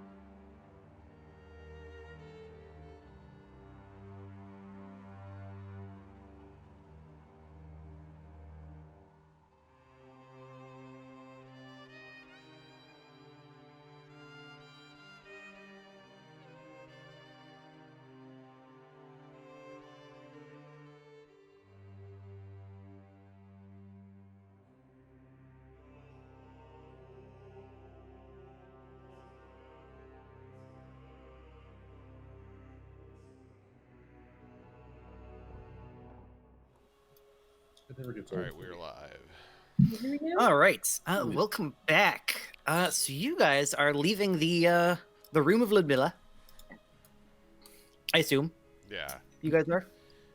and I will linger behind and say thank you, my lady. I'm sorry for the intrusion, for the ill manners.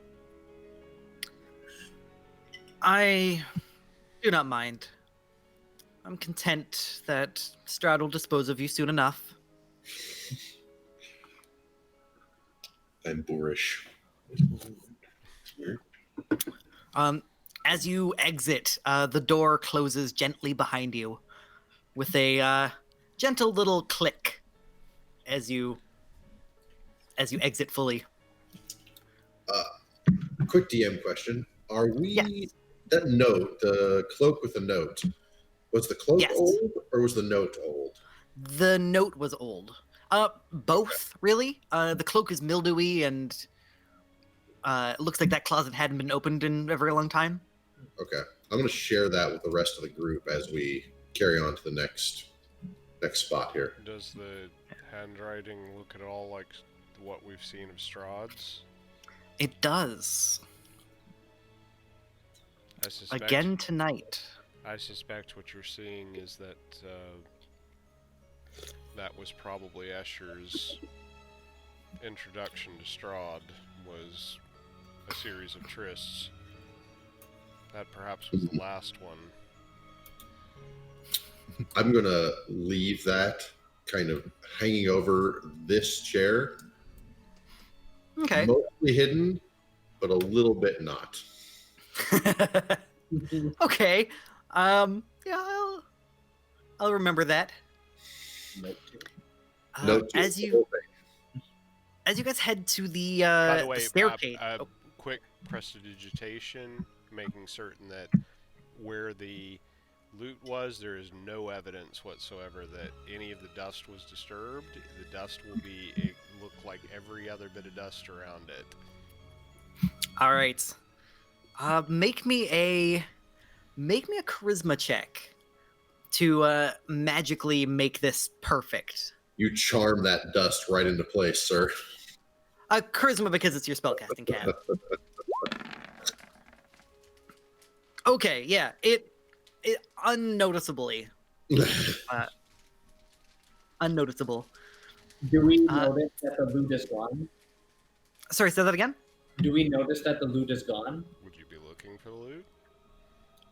I mean, you're standing over it doing prestidigitation. No, I'm not. I'm close enough. I'm close enough for me to use the spell. I think as you didn't use any other spells in there, so your magical or minor illusion would still be up. So to all you guys notice is he's just cleaning up around the loot. You guys did see him pick up the loot and then put it back down, but now he's just destroying any evidence that he ever touched it. Isn't minor illusion just for 1 minute? That's true. Even so, what reason would you have to be looking at anything I'm doing? So I've been rolling perception checks, and unfortunately, none of you really noticed. Corvus might have noticed, but he doesn't really care. As you guys head back to the staircase, coming up the stairs is a tray floating about 3 feet, like waist level above the ground. What's on it? And it has a bunch of moldy scones. The tray floats up to you guys and then just sort of hovers there in front of you as if offering. Obviously magic, but more than the tray or anything else. The tray is not magical. The crumpets, the scones have little bits of magic weaved in, Unseen servant. kind of like an evocation, almost a healing kind of spell.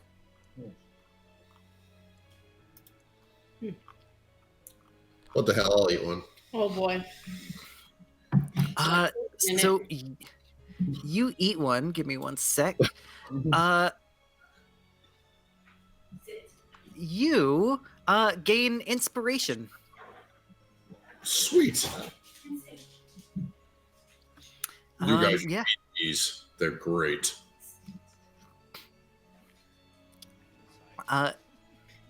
Does anyone else want to try one? I'm gonna eat one. For you, it tastes moldy and horrible. I know what you're talking about, Pabu. This is awful. I guess I got the good one. As it sees your disgust, the what you assume is an unseen servant continues along, bringing the scones up to Ludmilla's room. Shall we? So that just happened.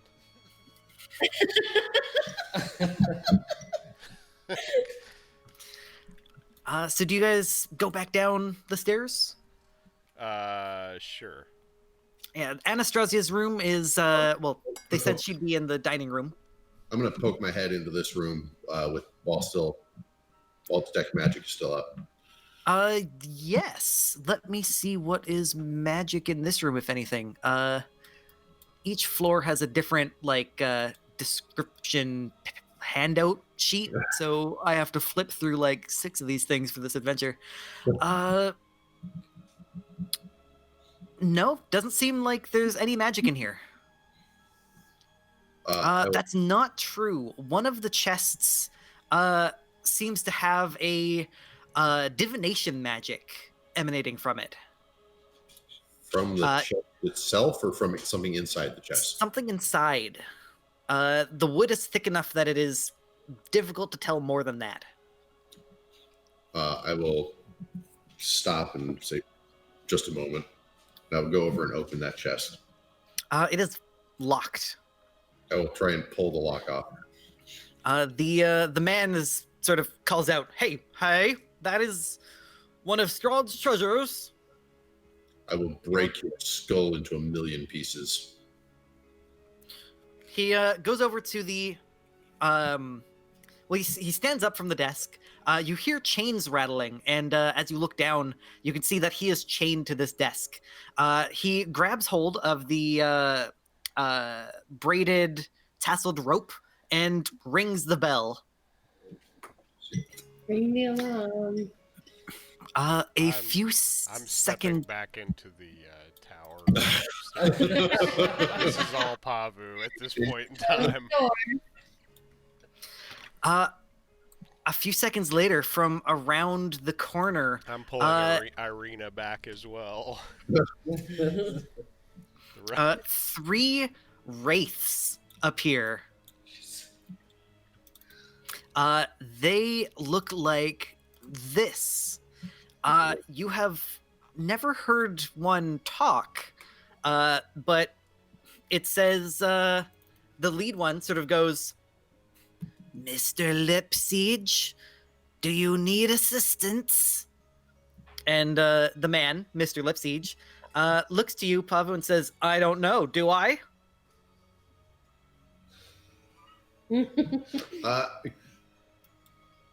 What do I detect from them when I'm looking at them with detect magic about? Definitely undead. Definitely magical, ghostly, specter type things. Sorry. No worries. There's a gnat. It's just really loud. Sorry. Yeah, you don't really get much else. If you want, you can make a religion check to determine what you know about how strong a wraith is. Yes, let's do that. Religion. That's an R, which comes after P. A 14 is enough to know that they have life drain attacks. They kind of suck your soul out. I don't want to give you the CR because that seems like it's bad description, but Pavu would know that based on what he knows about his party, a single one of these would be a relative challenge to fight. 3 would be deadly. Pavu will look back down to the lock. look at Leaf Lip Sage again and say, perhaps not at this time. That is correct. All right, we will be back. And they float out, not through the doorway, but through the walls, staring at you, Pavu. Did Riven close that door? No. I think he did. Oh, I didn't didn't you? close it. I just wasn't walking. I backed out of the room. Okay. I will walk back into the stairway. And I will glance over at him and say, I will remember you, small man, as I walk back. You told Riven that? No. Oh, I was like, oh, okay. I was like, what? Wait a minute. Suddenly, that was really awkward. I'm going to say that quietly Gotcha. in a non-carrying voice. Okay. As you get back to the staircase, do you want to go down to the ground floor? Leaf doesn't respond. He just kind of glares at you, unintimidated. Do you guys go down Yeah. the floor? Yes. So who is out in front? I assume not Pavu this time because he was the last one into the staircase. Reven, you're probably first, Yeah, leading the way sure, bravely. Sure. You hear it before you see it. As you come down the last sort of turn of the spiral staircase, you hear echoes of screams, more like memories of screams. And as you turn around the corner, you see Rahadin standing, waiting for you. He is holding a display case. It's wooden and it has like glass on the top, so you can see in it. He's just standing there. You can't see what's inside this glass yet, because you're, 10, 15 feet away. And he goes, "Good evening," Good evening. as he holds it. Robin. Is all well? I've been waiting for you. Oh, I. What can we do for you? Please approach. Okay. I approach. You head up. So as you get closer, you see in this glass. Inside this glass, there are about 9 dismembered hands, as well as 6 or 7 various fingers on a red silk pillow. Left He hand or says, hands? Some are right, some are left. Most are right. And he says, these are... Oh, sorry. He will lower them for you as well. These are trophies of people who have stolen from Strahd. All right. If someone has, I suggest they do not. Blood always stains the carpet. He then turns and sort of turns around the hallway and walks off with his sort of almost silent boots. Was he wearing anything magical? Yes. His scimitar is magical, and all about him is sort of this gross undead aura. Though he himself is not undead. Okay. Irina will kind of look at you, look at each of you, because she didn't see you steal the loot, but she's going to look at you and be like, if any of you have anything you would like to admit, perhaps you should return it. He wants to kill us anyway. I think it's a scare tactic myself.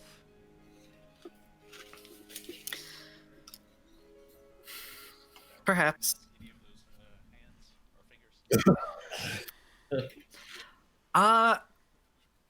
Yes. Oh no.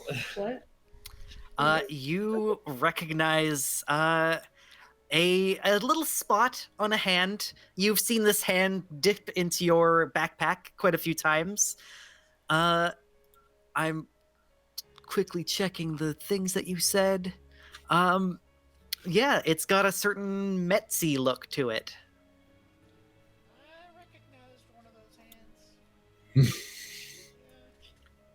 business. You also remember that Metzer was a excellent thief.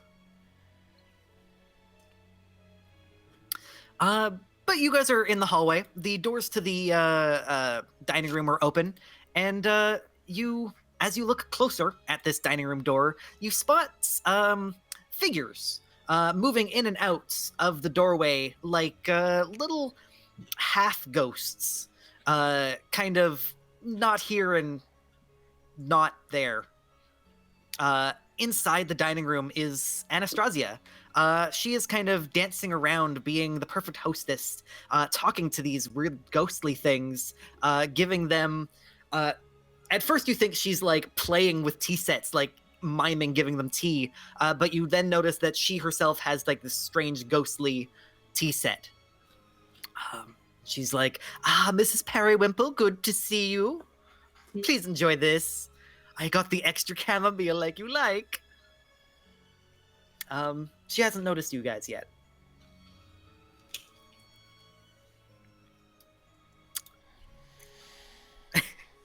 What would you guys like to do? She's serving tea. Fake tea. Ghost tea to ghost people. I'm gonna sit down at the table. Okay. As you enter this room, she sort of perks up and goes, oh, "Real people for tea! What a by the way, pleasant Mick, surprise!" I'm not stepping into the room just yet. Okay. I will go back over here and I will put the loot behind that suit of armor, which apparently I can't ping. Oh, There it okay. goes. Yeah. It's really slow. Making certain that I'm not being observed. And I'm going to very quietly, just as an aside, but for anybody listening, apparently you don't want to really find out who the traitor is, or you'd let me divine the truth of the matter. What? Sorry, what did you say at the end there? I said, Reven says kind of under his breath, apparently you don't really want to find the traitor, or you'd let me divine the truth of the matter. You get no response. Yeah, I didn't expect one, but... Irina will poke her head back around the room and say, Reven, are you coming in? Oh, I am just admiring some of the craftsmanship. We need our lead investigator. I don't know that I can help you in that regard, but perhaps I can be my charming self. And yeah, I'll go in. So Anastasia sees you guys. Do you all sit down? Sorry, we're just committing alcohol abuse over here. Oh, fantastic. So those of you who do sit down, she sort of goes like, "Oh, I'm ever so sorry that I don't have any tea for you. I only have ethereal, but perhaps you could mime it and make the rest of the guests happy, I'm gonna pick if up you wish." Are there other guests? Thank you very much. Yeah, the other guests, you see just strange ghostly forms sitting in these seats. You can't feel them and you can only barely see them. So Is she wearing platinum? Sorry, platinum? Platinum? No, she does not have platinum. No, she has, there's so many handouts. So stained and tattered red wedding gown, black and crimson silk head scarf. The scarf has precious jewels sewn in. She does have platinum, a platinum necklace with a black opal pendant. Interesting. Yeah, the back is the organ that Strahd was playing. I'm going to lean into the rest of the party and say 3 of the 4 had platinum jewelry or items of some kind. Only the last one, the magic user, did not. We should inquire where they got it. That's a good idea. What are we all whispering about, friends? Oh, If I wanted you to know, I wouldn't whisper. Oh, come I now. I Come like now, it when Pavo. you are. Come, Newport. Come. I can't even talk. Come now, Pavo. You being coy. He was just admiring the how well dressed you are. Oh, thank you. I must admit this dress is very beautiful. I was so happy when Strahd gifted it to me, but you know it does look better on my bedroom floor. And she blinks, kind of batting her eyelashes, like she's got massive eyelashes, getting all of you in a radius. It's- Like she's flirting, but kind of an AOE flirt. AOE flirt. Is there anything magic in this room? The ghosts definitely have magic, and the organ itself has some strange magic in it as well. Though I think detect magic only lasts for a minute. 10. 10 minutes. Okay, never mind. But otherwise, not really anything. She's not wearing anything magical. Can you tell us a bit? I mean, was all of that a gift from Strahd? He has exquisite taste, if so. Though his selection Yes. of you, of course, explains that as much. Oh, you do know how to butter a woman. I feel like it's just playing someone to Yes, they were all given to me by Strahd at our wedding day. It was beautiful. You should have been there, but I imagine none of you were born. Yes, he got the finest silk makers from, I believe the place was called Neverwinter. It was gorgeous. We had roses and black roses. But, perhaps I could summon Rahadin to get some food and wine for you. Of course. Would you like it? Rahadin! Rahadin! And Rahadin sort of turns the corner, no longer carrying the box, and is like, yes, Miss Anastasia? It's like, Rahadin, please be a dear and bring me some tea and some wine and some of those magnificent crumpets. Those scones are to die for. Not the moldy ones. Oh, unfortunately, we have no fresh scones here. This is not some kind of fancy place like the outer plains of France. But, however, how can I make this event, this party, better for you? Well, tell us a little bit about yourself. How long have you been here? Oh, of course. I've been here. Oh, I would say somewhere around 200 years. I was a noblewoman in Vallaki. So you're realizing that she likes to talk. Yep. I was a noblewoman in Vallaki. Vallaki. I hosted parties there in honor of Strahd.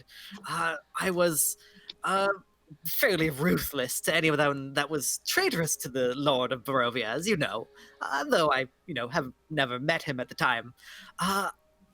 At some points, a woman came here, a beautiful black-skinned woman named Ludmilla. She claimed to be an agent of the Count, and she informed me that the Count wanted me to dine with him, at Castle Ravenloft. I hastily accepted, and, well, ever then, I would be his bride. And have you enjoyed your time at his side? Oh, it is beautiful, fantastic. Some people say that this is macabre or evil displays, but I find them so charming. The sights of Castle Ravenloft are beautiful. You should see the sights from the what was that place where Tatiana jumped? And she's sort of glaring at Irina as she says that. The back of the castle. You could see all of that terrible little town down there. It is quite gorgeous. What is the most glorious of the sights of Castle Ravenloft, in your opinion? I would say that. You could see all through well, the fog. Through the But, fog. well, you can't see through the fog, but you can see the fog. Ah. It's there. It's beautiful. I promise you. But the most beautiful things here are probably beneath in the crypts. Count Strahd has some of the most beautiful art pieces in the world. I tell him that he should display them for visitors, but he prefers to keep them under lock and key. Does he say why? No, he has never said why. But you know what? He has said why. He said that it's because he loves mothball smell. And this is the point where everybody's insight check is noticing that she is also kind of a liar, a compulsive liar. I would like to just ask her point blank, are you a traitor? And use my inspiration on the insight that follows. Yeah. She, how does she respond to this?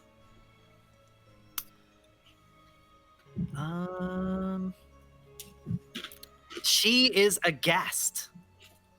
A traitor? How could you call me a traitor? I love Strahd with all 100 hearts that I have. Your inspiration check does not detect any deception about that. She does not seem to be like admitting that she's the traitor. She actually is terrified at this. She goes, there are many other traitors here. There's Escher, he is a traitor. Rahadin, Strahd loves Rahadin, but I believe him to be a terrible spy of the druids. And oh, the witches that live in the tower. Strahd keeps them there for rent, but I know they are plotting against him. Which tower? Oh, I don't remember. Oh, the one that's Rahadin. Sorry, not Rahadin. Escher lives in. I believe one floor up from Escher, there's the witches' tower. Well, Escher actually proclaimed you to be a traitor, as did Ludmilla. I don't understand why, but... That's unappreciative twink. I will get him back. Oh, he will get such a talking to, I tell you what. I didn't understand it myself. To me, you seem quite charming. Thank you. You're quite charming yourself, you know. I do enjoy a man with tattoos, especially a strong musician. A woman of good taste, I see. Oh, I taste fantastic. So, what can you tell me of the other consorts then? If what reason might they have to point at you at being a traitor? And it seems a strange allegation to suddenly level. It is jealousy. Ludmilla is an old, tired spinster that Strahd is going to dispose of soon enough. I believe that Volenta keeps herself all hidden away and keeps a mask on her face, so if she said anything about that, it's probably a lie. Sure, I don't know. They were best friends. I'm so saddened that Escher thought those things of me. It seems strange. I don't know. I couldn't enlighten you on that point. I don't even know what supposedly this traitor is supposed to have done. It seems strange to me. I thought that all the consorts were loyal to Strahd myself. Have you heard something that would suggest otherwise? I did hear that Ludmilla speaks to her Vistani family on occasion. Granted, they're all dead, but she uses her foul magics to speak with them. Perhaps she is the one. Those Vistani are always the ones to look out for. Terrible at parties. Don't even know how to play cribbage. I was going to try and sneak out of the room. Oh, here we go. She is It's like a really just toddler. caring. It's- She seems to really just care about attention. And if you leave, she doesn't. Party, not so much the vampire. Okay. Yeah. What would you like to do? I'd like to go downstairs. You naughty. Here we go. So you're gonna go back, sort of the way you came down the stairs. So This is This why time- this is why you need child locks, ladies and gentlemen. give me 1 sec. It wouldn't help. I just break them. Yeah, that's fair. He's a very large toddler.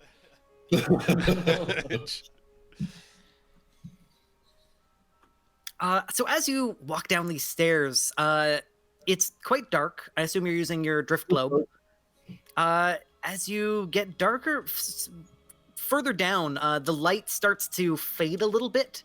It seems to dim as if there was a darkness fog, if that makes sense. It doesn't go completely silent or completely dark, but your 60-foot radius shrinks to 30 feet. In addition, you see creatures with pale flesh scuttling across the ceiling like spiders. Their red eyes glow in the dark, and as they draw near, their cracked and bloodstained lips open wide, revealing sharp fangs. However, they pass you, and you recognize them as more of the servants that gave you food. Okay.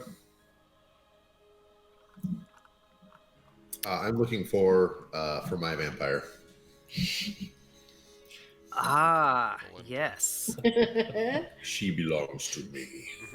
So, just to keep maps safe, you go downstairs and we'll do this stuff and then we'll do your stuff after. Perfect. So Anastasia is sort of walking around making sure that you guys are all fed and well cared for. Rahadin quickly came back with food. I forgot to mention that. Anything else you would like to ask her?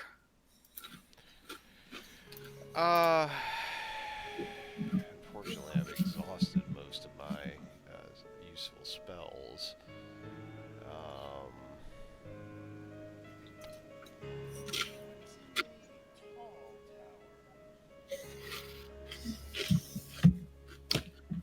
That, I believe I heard it.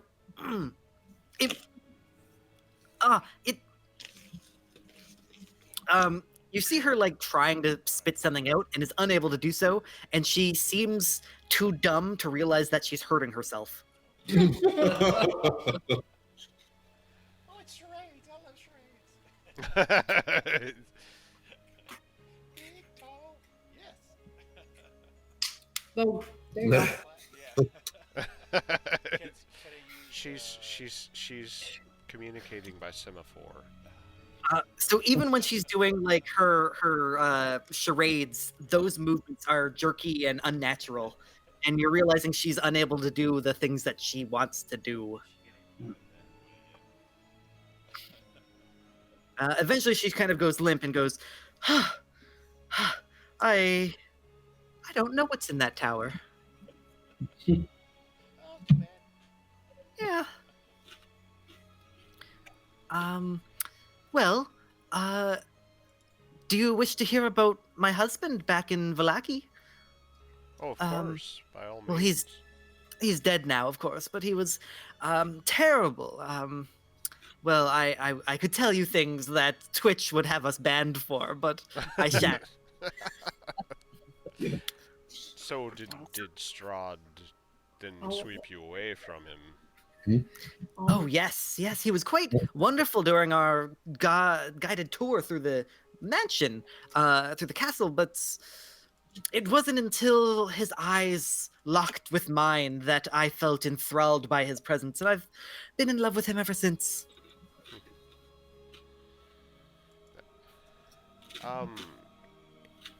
Do you, if accusations of treachery have been thrown about, do you have any suspicions of your own? I guess maybe I already asked that. Did I ask Ludmilla. that? It is Ludmilla for certain. She is just worried that she is going to get locked away in the crypt like all of the other old women that she is like.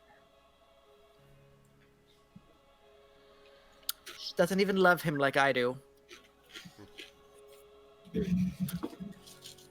But, perhaps I will do some more investigating myself and see if I can find any more information for you. I would simply say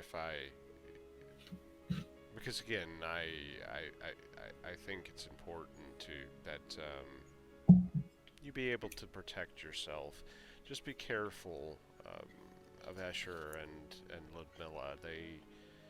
They seem to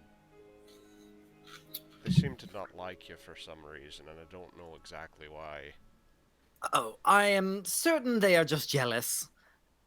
They're jealous that Strahd loves me best. You know, was it Elphaba? Yes, Elphaba, was it? it's Elphaba. Oh, okay, yes. Well, I saw you at the dance earlier. My husband was dancing with you, I remember. I hope we can become friends, but if you try and replace me, I will eat your eyes first, I think. Well, And then your pancreas. I've heard good things about pancreases. I believe there's even an anime recently called I Want to Eat Your Pancreas, available on iTunes. I'm not even joking. There is an anime called I Want to Eat Your Pancreas, and it is very confusing. I would guess so.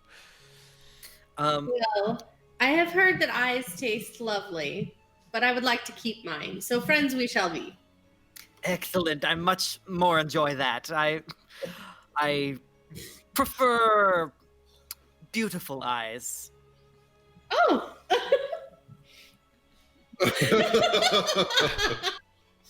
With the hair flip. Good. I'd like to keep my beautiful eyes. Oh, don't worry. You can't lose what you. Anyway, I Bitch. believe that this dinner is a good ending point. Perhaps you will come back soon. But I shan't keep a party running more than its life expectancy. Words are failing me now. I need to go have stroke now. Well, thank you for your hospitality. Of course, if you ever need someone to, tango with, I am quite good at it vertically, horizontally, diagonally, really. Hmm. Anything you enjoy. Anyway, she walks past you guys, sort of leans over to Corvus and is like, "Ooh, a monk. Very dexterous." And then continues on. As she awkwardly leaves this conversation, Pavu has gone down the stairs. That is not the right map. And also outside. That is outside. So the rest of you aren't here, but I'm gonna leave your tokens here for vision purposes. Pavu, you are led down to you go down. The staircase continues to curve, but this is the floor you were told is where Valenta is staying. There is a long hallway to a single door on the far end. I don't know if you can see it, but I'm going to turn vision. There you go. Going to walk in the door.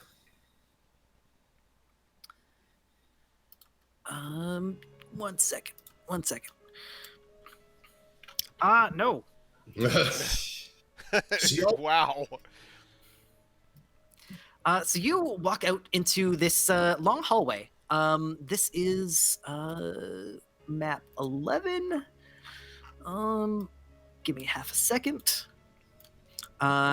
Something that you guys would never figure out, but level 11 is called the Larders of Ill Omen. Sure. Promising. The hall stands in deadly silence. Heavy beams support a sagging 10-foot high ceiling. Fog clings to the floor, obscuring everything that lies less than 3 feet above it.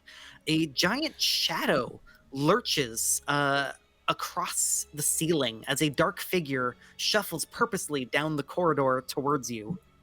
Magic? Anything? He is not magical. And nothing he is carrying is magical.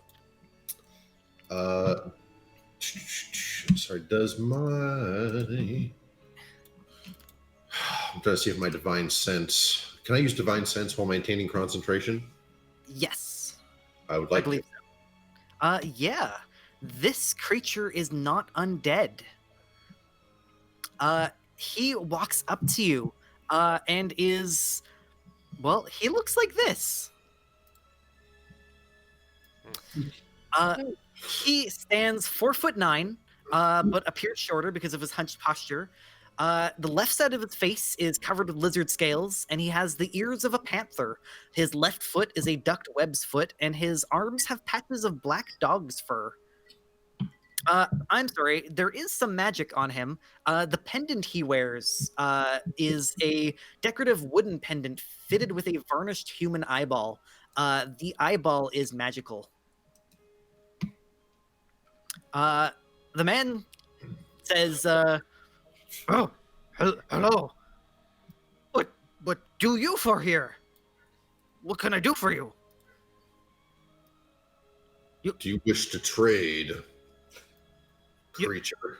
Trade? No. I'm Cyrus. I cook. You want trade for food? Can I get a read on this creature's kind of mental faculties? Unclear. Okay. You do not suspect he is burdened with a high intelligence. He seems a little insane, but still half there, half not. Okay. Hold on. Sorry, I'm just reading the command spell real quick.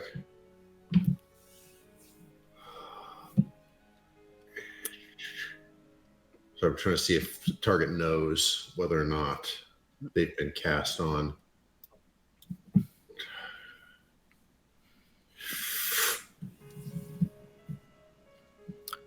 I don't think it says.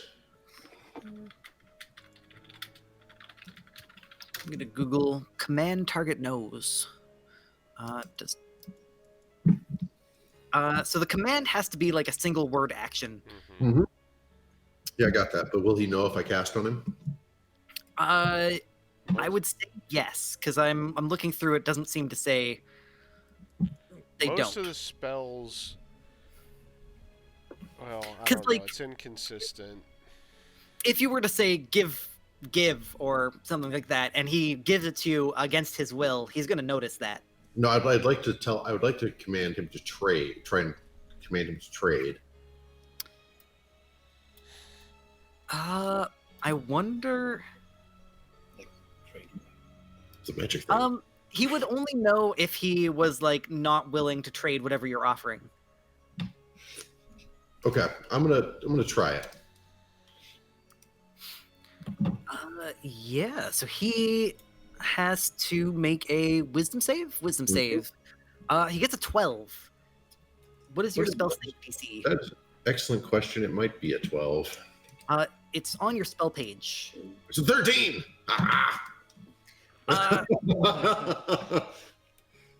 So he says, like, trade what? That's a beautiful necklace you have. Okay. Do you want it? What is it worth to you? 200 gold. So, by the way, the relevant part about detecting magic is on the player's handbook, page 204. It says, unless a spell has a perceptible effect, A creature might not know it was targeted by a spell at all. An effect like crackling lightning is obvious, but a more subtle effect, such as an attempt to read a creature's thoughts, typically goes unnoticed unless a spell says otherwise. Okay. Okay. So he might not know that he was casted on, but he does sort of know that he doesn't want to trade, but you're asking him to trade. Or he is trading.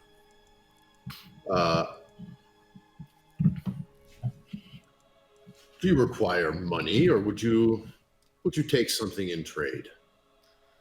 I need things to trade. I make food. I cook. If you got cook supplies, I'm good with that. Interesting. I don't know if I've got anything. I pull out that cheery wand and say, "This is a fun item." Magic wands. Well, I've never used one before. I will trade necklace for wand. Done. All right. He gives you the necklace, and he takes the wand. And then he immediately casts it on you. I'd like you to make me a wisdom save. I'm really glad this is a smiling wand and not something more unpleasant. Oh, sorry, that was charisma. I don't remember if it was wisdom or charisma save. It should be in the handout, which is, where is it? Pavu. No. It's the same modifier, so 11 will work for it. Okay. Yeah, it is a DC 10 charisma save. So you resist. No, I'm sorry. My wisdom modifier is 1 lower, but it would still be a 10, I guess. It'll still be a 10. Yeah, the corners would curl up for a second. I will play along though, since I know what the spell the one does, and say, "This makes me so happy." He goes, "Good. I like it when you are happy." And from the double doors to your left, you hear a voice, a small young woman's voice, open up the doors, and she pokes her head out. Valenta says, "Pavu, you've come for me." Yes, my lady. I was simply trading with this creature here. Oh, you shouldn't speak to Cyrus. Cyrus, go do your things. And Cyrus like, "Yes, ma'am. Yes, ma'am." Goes and rustles into this door over here. I will pocket the amulet and step over to Valenta. She takes your hand and leads you into this room, saying, "Look what I've made." Pavu, this is a dining table with chairs made of all bones. Yeah. Yeah. So dark stains cover the floors. The He's in tables. love. So there's broken tables, large oak tables, scarred and beaten, laid like toys scattered about the room, crushed and splintered. Replacing them are furnishings made entirely of human bones. The walls and the 20-foot high vaulted ceiling have a sickly yellow color, not because of faded or time-worn plaster, but because they too are adorned with bones and skulls, arranged in a morbidly decorative fashion, giving the room a cathedral-like quality. 4 enormous mounds of bones occupy the corners of this room, and garlands of skulls extend from the mounds to a chandelier of bones that hangs from the ceiling above a long table constructed of bones in the center of the room. I suspect that she's a little obsessed with bones. I'm not quite... 10 chairs made of bones and festooned with decorative skulls surround the table, resting atop which is an ornate bowl-shaped vessel made of yet more bones. The doors to the north and south are sheathed in bones, but not the double doors that you came through. Above the door that you come through, as you look up, is mounted the skull of a dragon. Ooh, that's impressive. First thing, any magic on her in the room? No. Okay. No magic. And then with a genuinely impressed tone, Pavu will say, "I admire your craftsmanship and taste." Thank you. It's taken me hundreds of years. Luckily, my husband has many mines to get my materials. Quarries, if you will. I have something I think you might like. Yes. I will pull the human skin pouch out of my pack. It's beautiful.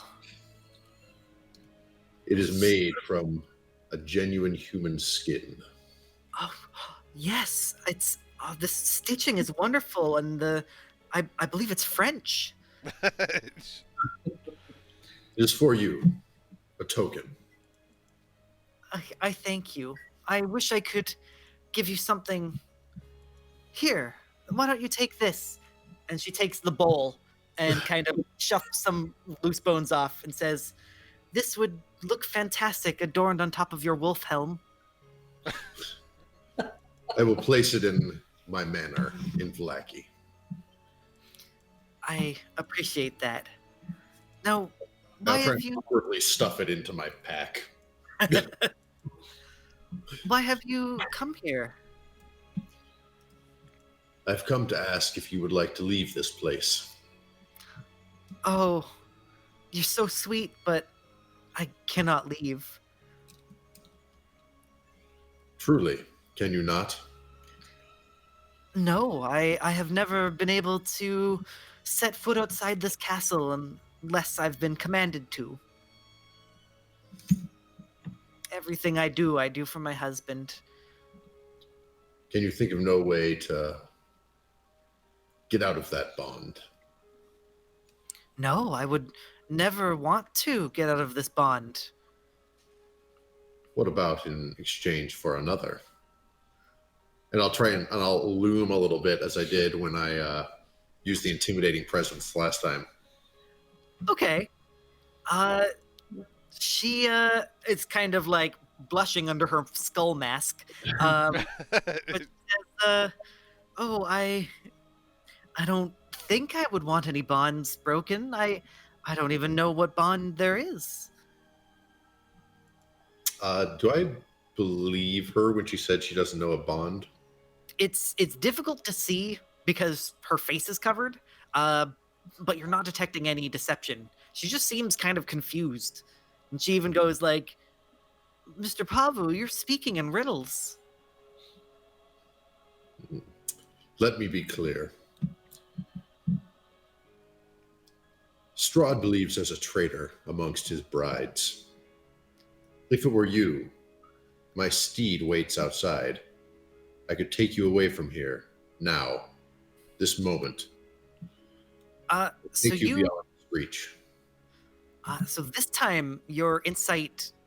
She pauses a moment, and says, "No, it's not me." I will put my finger to her lips and say, "You misunderstand.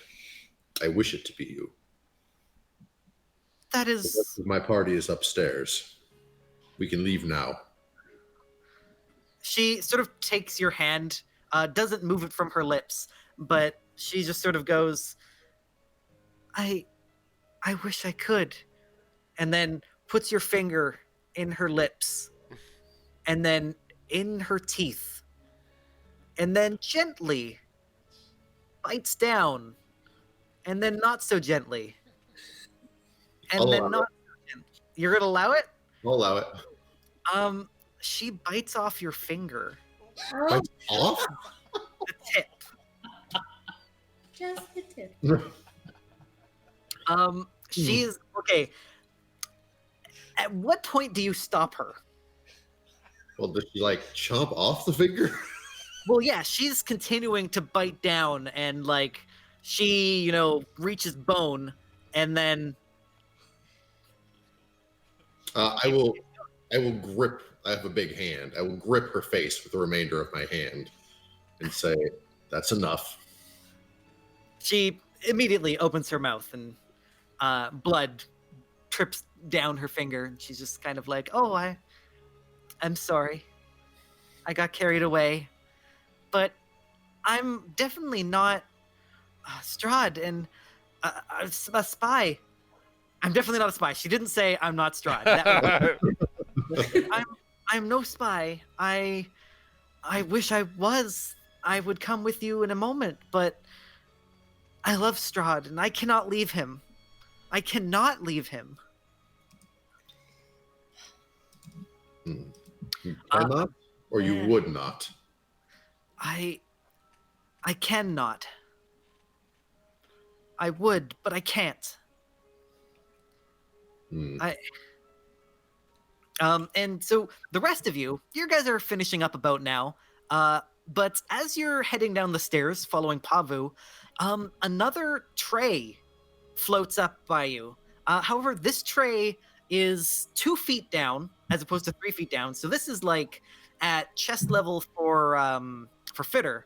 It has a piece of paper folded once on this tray. And it goes straight up to Fitter.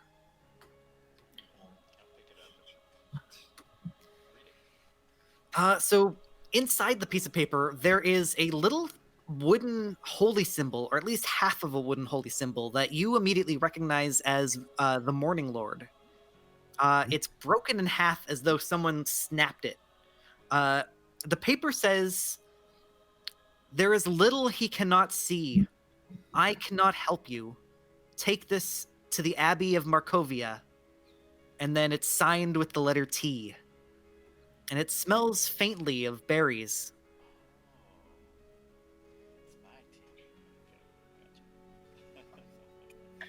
How does Fitter respond? Oh, so much fame. I will say to, I guess, the unseen servant carrying this. As you say that, the tray falls, clattering to the ground, as the unseen servant dispels, having its job be done. Alright, I will let Riven know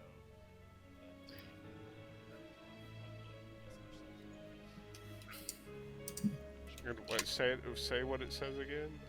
There is little he cannot see. I cannot help you. Take this to the Abbey of Markovia. Do you know who this came from?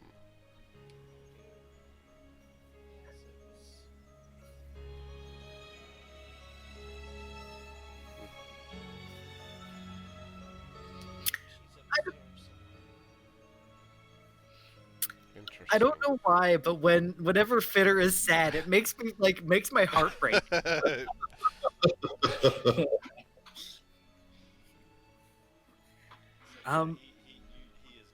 sad. Just kind of. Do you recognize the holy symbol? Was your friend at all?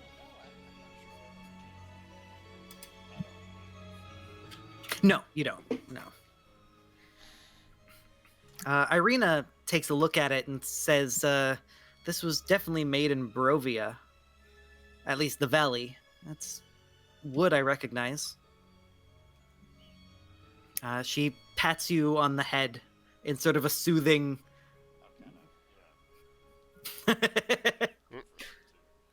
Go raccoon mode for a second.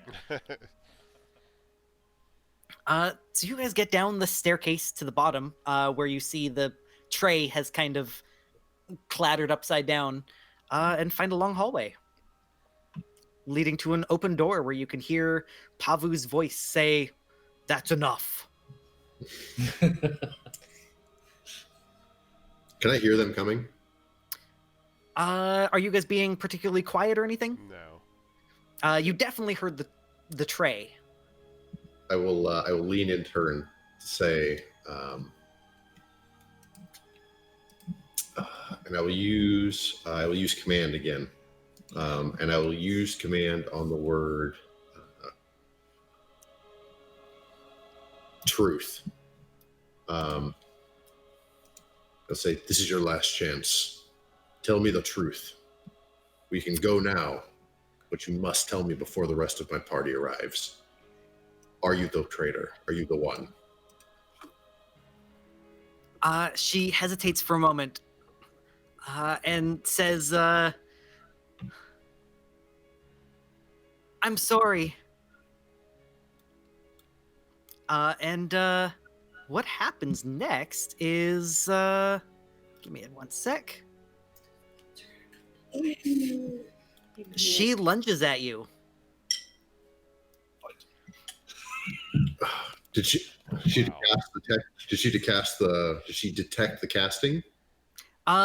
No, she did not detect the casting, but she passed her wisdom save. Okay. Fitter is surprised, doesn't know that there's combat going on. And same with Elphaba. Valenta, did the music start? Where'd the Nope. music go? Not quite sure what happened there. There you go. We lost her. Apparently. Show that her. Valenta tries to grapple you, getting a 16, which you defend easily, and a 9 with her second attack. Okay. She sort of screams out, I'm sorry! Irina looks at you guys sort of shocked and runs to the doorway. Sort of looking around, then turns back to you guys. Corvus, do you think Corvus would just dash in at this sound of combat happening? Probably. Yeah. She might also go the other way. It's hard to say. Might run up the stairs. Run up the stairs away? Away from combat. Wait, I need to split the party. No, Only with a promise of pies. So he'll take the dash action and get sort of right up to Valenta. Revan. I'm gonna move up next to Irina so I can see what's going on, but I don't know how I feel about getting into combat, particularly with one of Strahd's consorts. I'm going to withhold my action if I feel like things are getting out of hand. Then I will prepare to use hypnotic pattern. Okay. So preparing hypnotic pattern, Zeros. Can I get up to a clear vantage point where I can see what's happening in that room without using flash? 30 feet. Yeah, that's 30 feet. That gets you right there. Okay. Can I see what's happening? Like, what would Yeah, I you do at this you angle? see Valenta clawing at his chest plate, at Pavu's chest plate, trying to grab hold of him and like leap up to his neck. I'm deflecting her, kind of, And like when a child tries to, like, do I see the bloody finger or like that he's been damaged or anything? Perception wise, no, you wouldn't notice that. Rats. All right, I'll just hold an Eldritch Blast and just shout out to Pavu, "Do you need help?" That's it. Yep, Pavu, do you respond? well, my turn's next, so I figure I'll respond there. Okay, yeah, Pavu. I will say no. She's overwrought. And what's the major domo's name? Rahadan. I will speak. I will say, Rahadan, you are needed. Yeah. And I will not draw my weapon or shield, and I will attempt to grapple her. Yeah, make me a athletics check.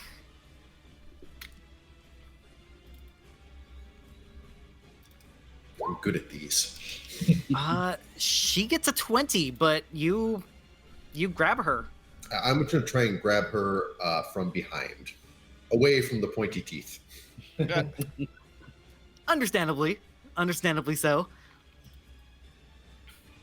At the end of the round, Rahadan will appear, and I will add him to the initiative. He has a massive initiative. He steps around the corner from the staircase at the far end of the wall and says, "Did you summon me?" He doesn't seem to like go in to attack or anything. I will just simply respond. The lady has become overwrought at my questioning at the behest of your lord. I do not wish to harm her.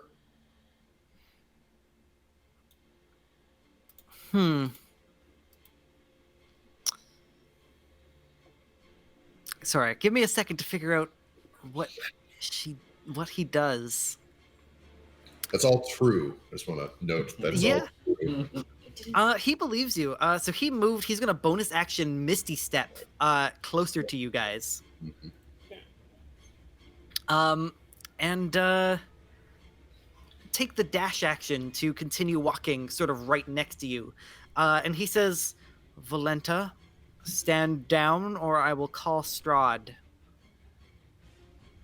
Valenta does not stop. Fitter.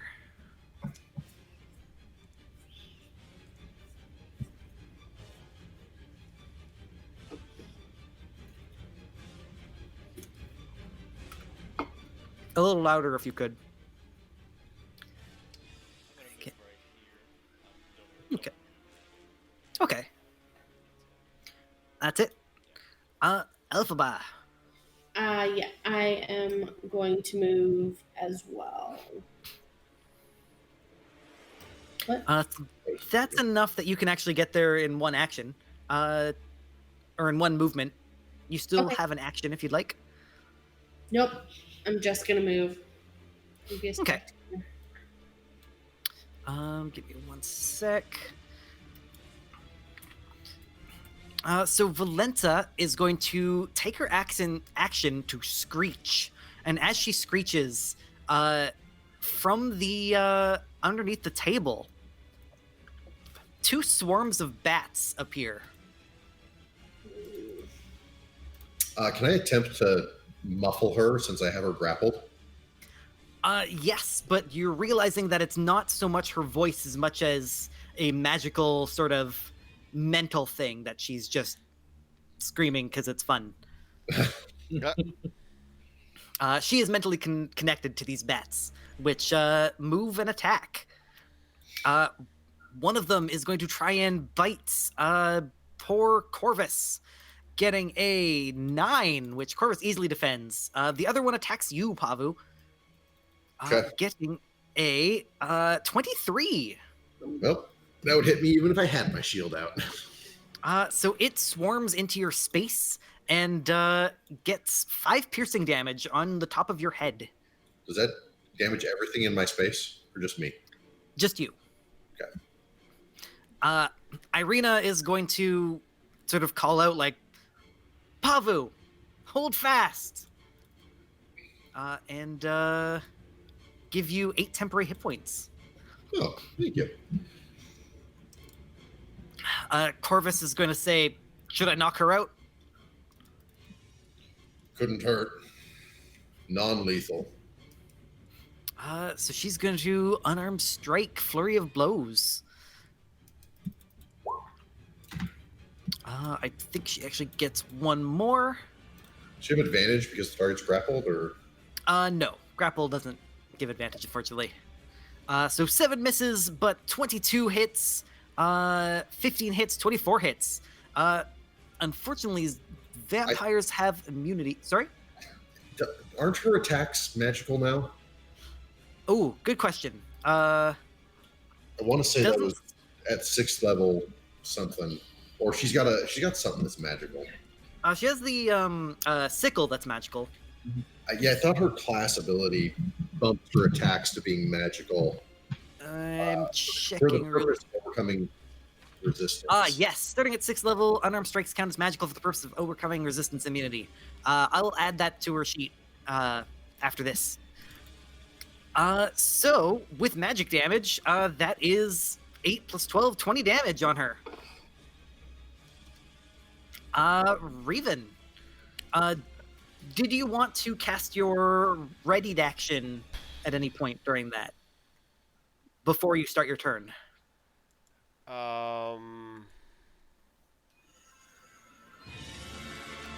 Yes. I will attempt to cast Hypnotic Pattern, and if there is... Actually, is there... Well, no, because the bats are in there too. Where is she? She's here? Oh, I can't ping it. In front of Pavu, right? Yeah. Yep. Okay, I'm gonna try, and it's probably gonna get Corvus as well, but I will try to cast Hypnotic Pattern in such a way to get the Gosh, there's 2 swarms of bats? Where's the other one? They're on top one of Rahadin? On They're on Pavu. top of me. Where's the other one? It's next to... Corbin. Behind Corvus. I'll move your character into the thing so you can see. Okay, I'm gonna try to get that one and Valenta. I'll end up getting Corvus as well, but I'll try to get that in the 30 by 30. Yeah, for sure. So What save is that? Wisdom. Charisma, I think. So the bats get 10, and No, it's a fall- wisdom. It's a wisdom saving throw. Sorry. Yeah, no, I saw the wisdom. So the bats fail. They are, what is it? Restrained? No, charmed. Charmed and incapacitated. Valenta gets an 18, so I think she resists. Yep. And Corvus wisdom save is a 14. Does that save? I have my spell DC is 14, so I think so. Yes. Yeah, so he just barely makes it out. So it is now your turn. Yeah, I need to look something up real quick. Glamour, College of Glamour. I have, what is it? Mantle of Majesty. I can cast, let's see, as a bonus action, I can cast Command without expending a spell slot, and you may take the appearance of unearthly beauty for 1 minute or until your concentration ends. During this time, you can cast Command as a bonus action on each of your turns without expending a spell slot.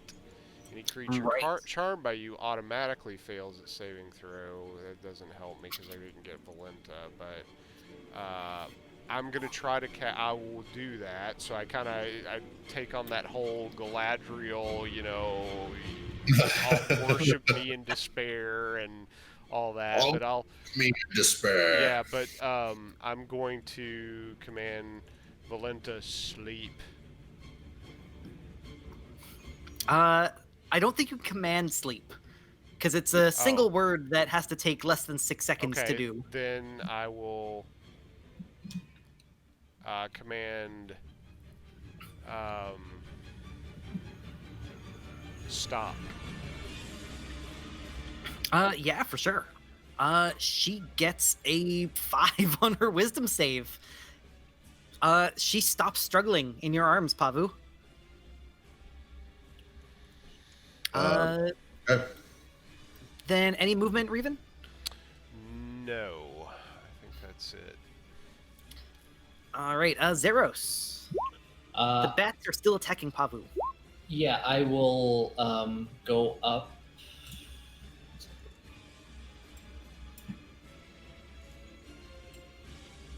Here, and I will attack the bats that are on Pavu. All right. Sorry, we're doing a lot of sheet shuffling here, so Yeah, sorry about that. Dead on. You give Pavu a shaved head. Second attack. Yes. That is also fantastic. So because they're swarms, even though it's magical damage, they take half damage from slashing. So they only take 11. But that is enough to kill about half of the bats there with Oh. 2 swipes. and then I'll use my bonus action to use the back end. Right. That hits. Just barely missing Pavu's ear. You hit 2 bats out of the air. Okay, and that's it for my turn. Okay. Pavu. Is it possible, since she has stopped, do I think it's possible to try and take an unarmed swing or two at these bats and maintain the grapple, or no? Yes, absolutely. Okay, I will try and swat at these guys. And what is it? It would be a strength check, and then we'd add your proficiency bonus to it. Okay. Oh, yep. Sorry, changing to me.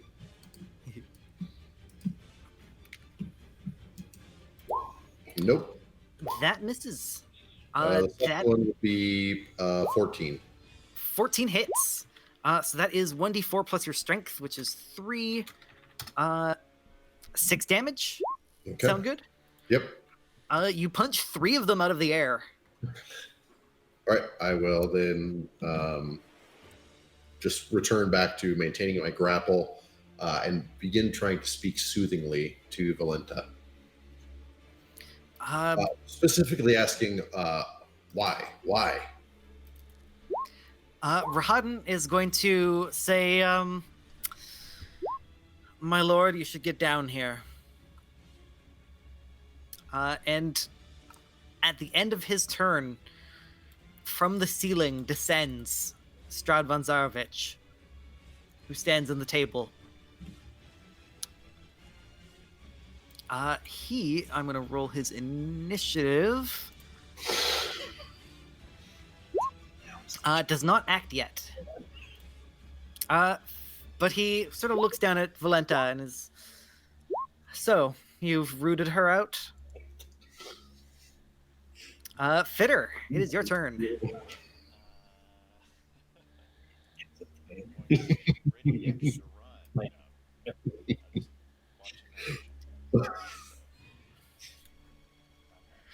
Just watching, do you see? All right, Elphaba. Does Strahd control his brides? He does. Okay, so I'm gonna look to him and say, I thought you promised that we would be safe upon things that you control. She has surprised me. I did not realize she would take such drastic actions, knowing the consequences. Well, can you take care of these bats for us? Of course. At the end of your turn, he waves his hands and the bats disappear. I'm going to thank you. I'm going to tell him thank you. So one thing to note is that he is acting not on his turn. This is something called a legendary action, which happens at the end of other characters' turns. It means they're big and bad. Valenta, being a vampire, regenerates. She regenerated last turn, and I forgot to mention it. This time, it looks like she's about to regenerate. Strahd also waves his hands, and the regeneration stops. And she, her eyes open wide through her mask, and she looks absolutely terrified at what's happening. At this point, she stops struggling, and the danger seems to be all gone. He says, Why, Valenta?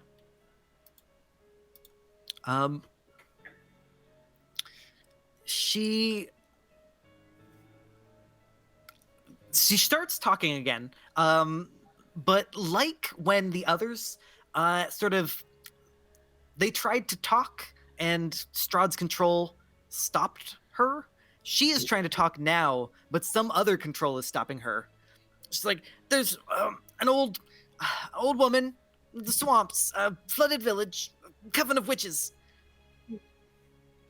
And she sort of looks up at Pavu and mouths, help. I believe she is controlled. She would have had to leave to be controlled. No, it's a woman. She's... There's witches in your tower, is there not? There are. I have spoken to them. They are much easier to interrogate. She is sort of like, she's crunching up her face, struggling really hard to come up with the right word. And she just eventually goes, "Mother!" And as she does that, she collapses to the earth beneath her. I'm still holding her.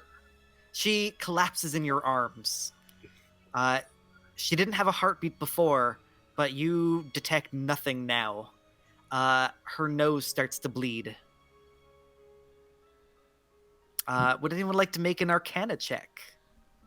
Sure.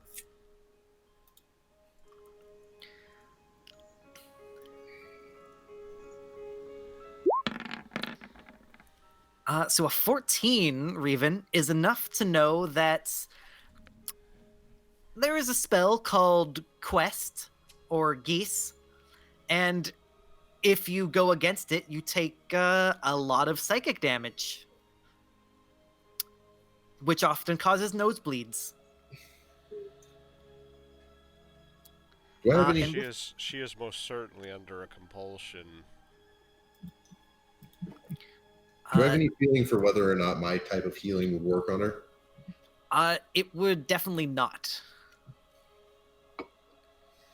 And at that, I would like everyone to make me a wisdom save.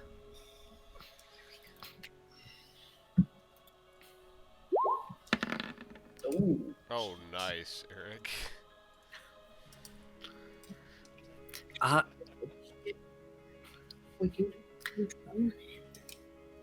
Sorry to make you guys go through all your sheets. All right.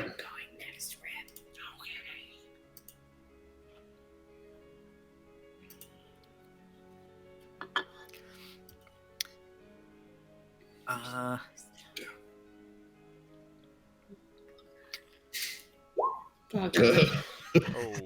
wow.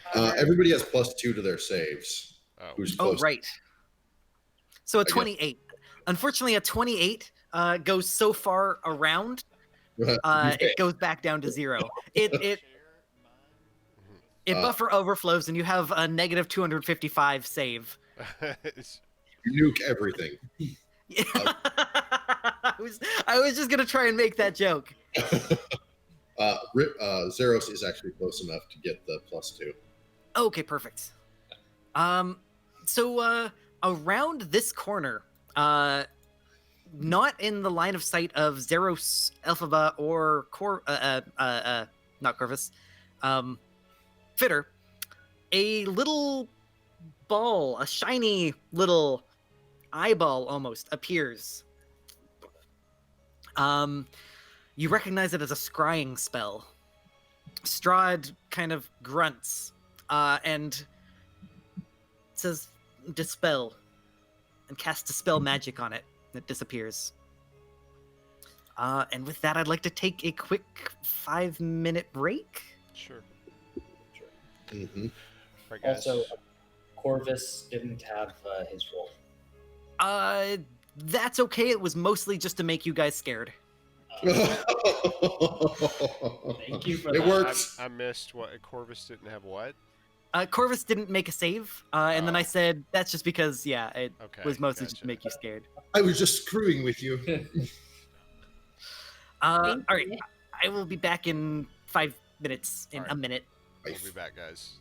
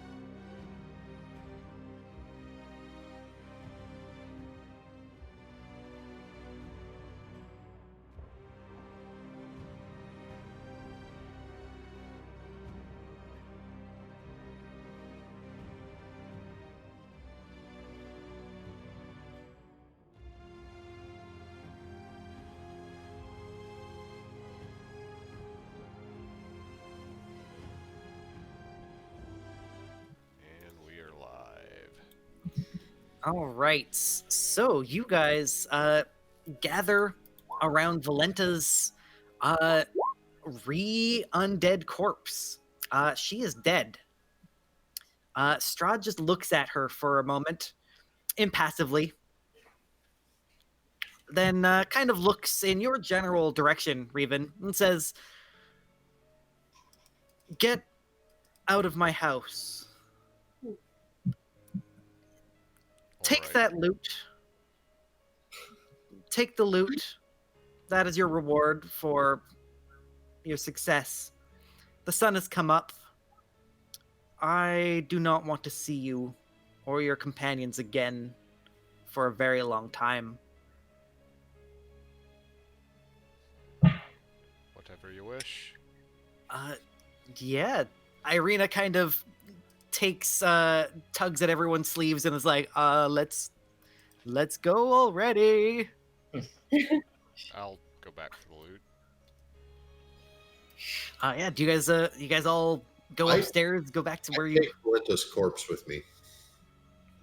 as you try to pick it up, Strahd says, "No. She is my bride. She Will is you let- mine to deal with." You let me take the mask. Agreed. You take the mask off, I do. finding her face is again burnt and scarred. Rahadan turns and sort of escorts you out of the hall, closing the doors behind him. And he sort of, "Shall I escort you back to your carriage?" Of course. No? Aye. Excellent. So he leads you up the stairs, back to the outside, gives you a moment to go to the statue and collect Oh, the loot. I'm lingering behind, and I'll snatch it up as we go past so that nobody really knows where I got it from. Okay. Yeah, just so you know, Strahd totally noticed. Oh, I totally get that. That's why I said the aside. Give me one sec. So what this is... sorry, give me one sec. Why is this not showing up for you? There we go. Sure do. This is a DOS loot. Ooh. Oh, it's got wolves on it. I like it already. So it is named after a legendary bard college. As an action, you can play the instrument and cast one of its spells. Oh. Once the instrument's been used to cast a spell, it can't be used to cast the spell until the next dawn, or that particular spell. When you use the instrument to cast a spell that causes the targets to become charmed on a failed save, they have disadvantage on the saving throw. That includes your hypnotic pattern. Oh, I love it. It can cast fly, invisibility, levitate, protection from evil and good, as well as animal friendship, protection from energy but only fire, and protection from poison. That is freaking awesome. This is a very uncommon, powerful item. Should have taken the harp. That would have been a little bit difficult to wheel around. It might have been a paladin weapon. Come on! I assume you can add that to my inventory somewhere, Mick. Yes. It won't add the spells, but I can do that between the sessions. Okay. if you Cool. like.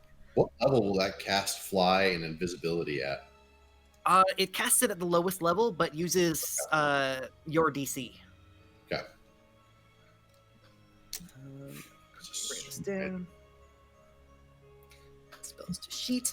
So you exit. All of you are kind of tired because you've been up all night. The sun is coming up over the hills, or at least the light of it is. You can't see the sun.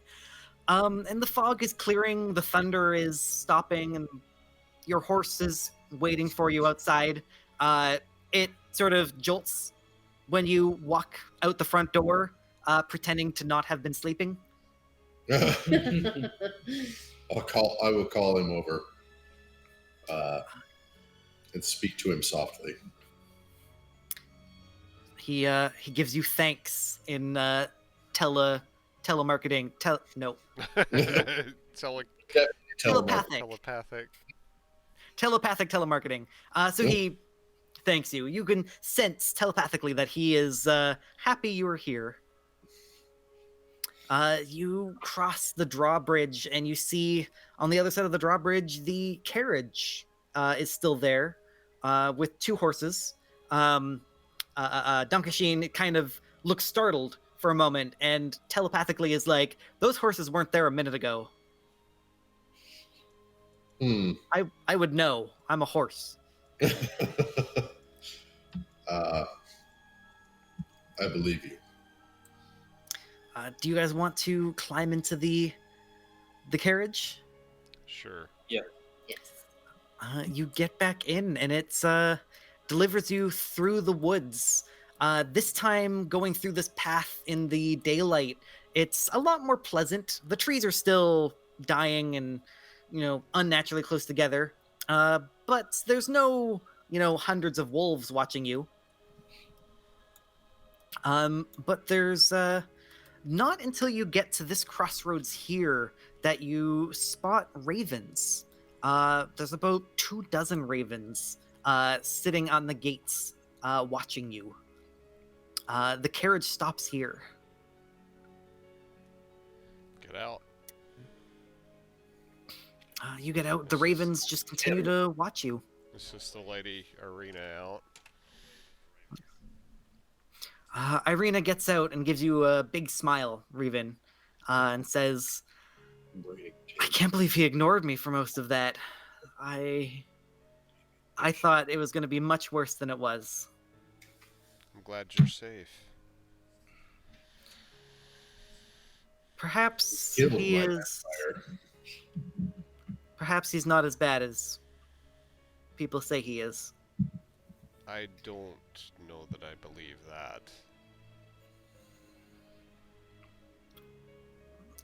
I'm not sure myself. Anyway. I'm looking kind of suspiciously at that. Unfortunately, I don't have any more 3rd level spells. I'm gonna dispel magic. Yes! Yeah, for sure. I got you, Revan. I got you. Elphaba, cast me Dispel Magic. I think you're gonna have to make a Charisma check. Okay. Tight. It's gonna be a second.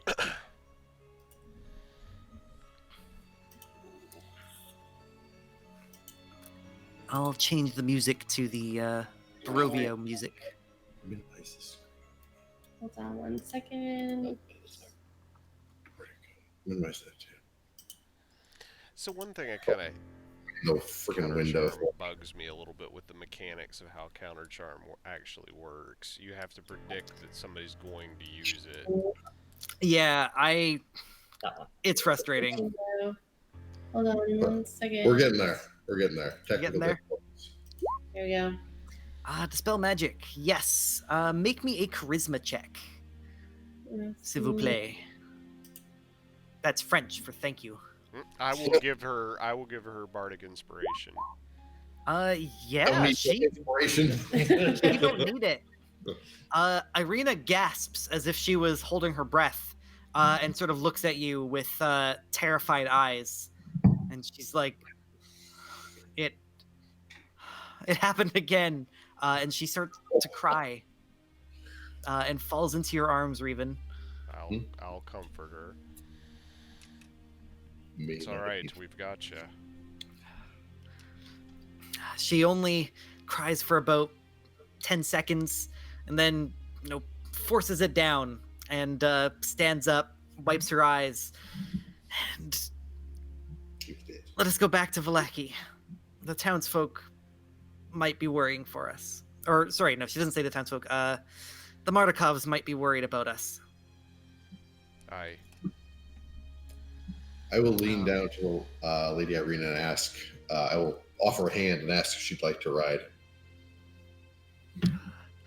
Yes, please. I will she pull her up. lands. Yeah, she lands on a spine and is like, "Ow! What kind This is of a bony horse. spine? What have you been? Have you been feeding it?" Donkashane is an unusual beast. Oh my god, it's made of bones. We're Oh my all god. Oh wait, I think I already knew that. Anyway, is there anything you guys would like to do on your way back to Vallaki? On the ride, I would like to lean over to the Lady Irina when we're in a spot where we will be mostly out of earshot and say, "He killed my vampire. He will pay for this. You will be safe in due time." She's riding behind you, so you can't see her face. But I will, as I say this, I'll be looking at the mask. She doesn't respond. You kind of sense a nod from her, but she doesn't say anything. The rest of you behind, you just see this.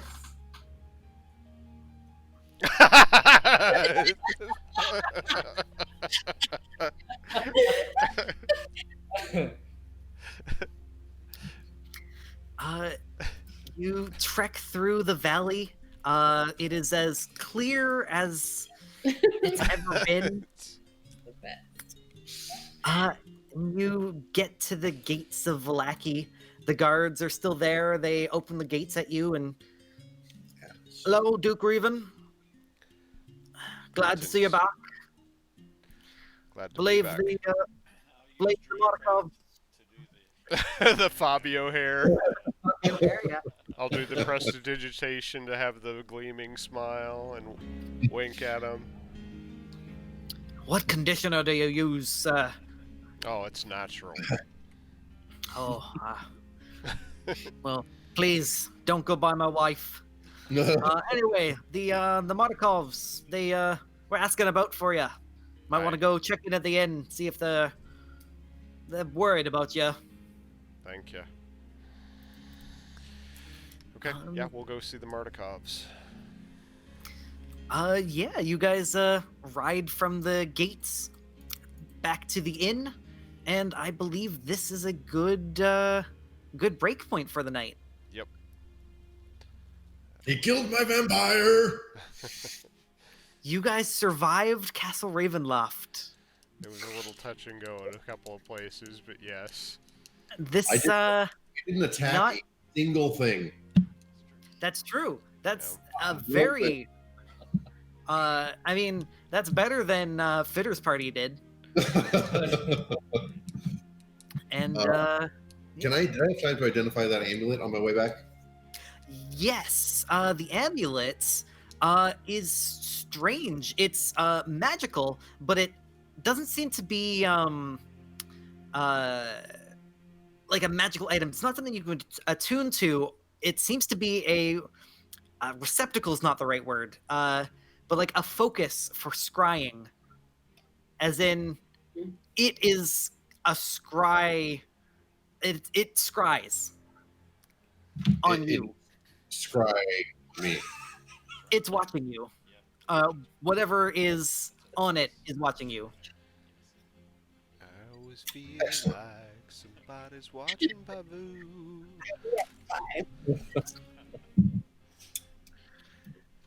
That's not nearly as cool as I was expecting it to be.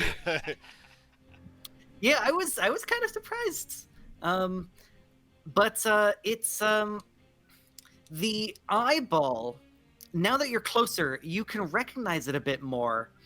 You remember seeing very similar eyes from Morgantha, the hag. The child pie maker.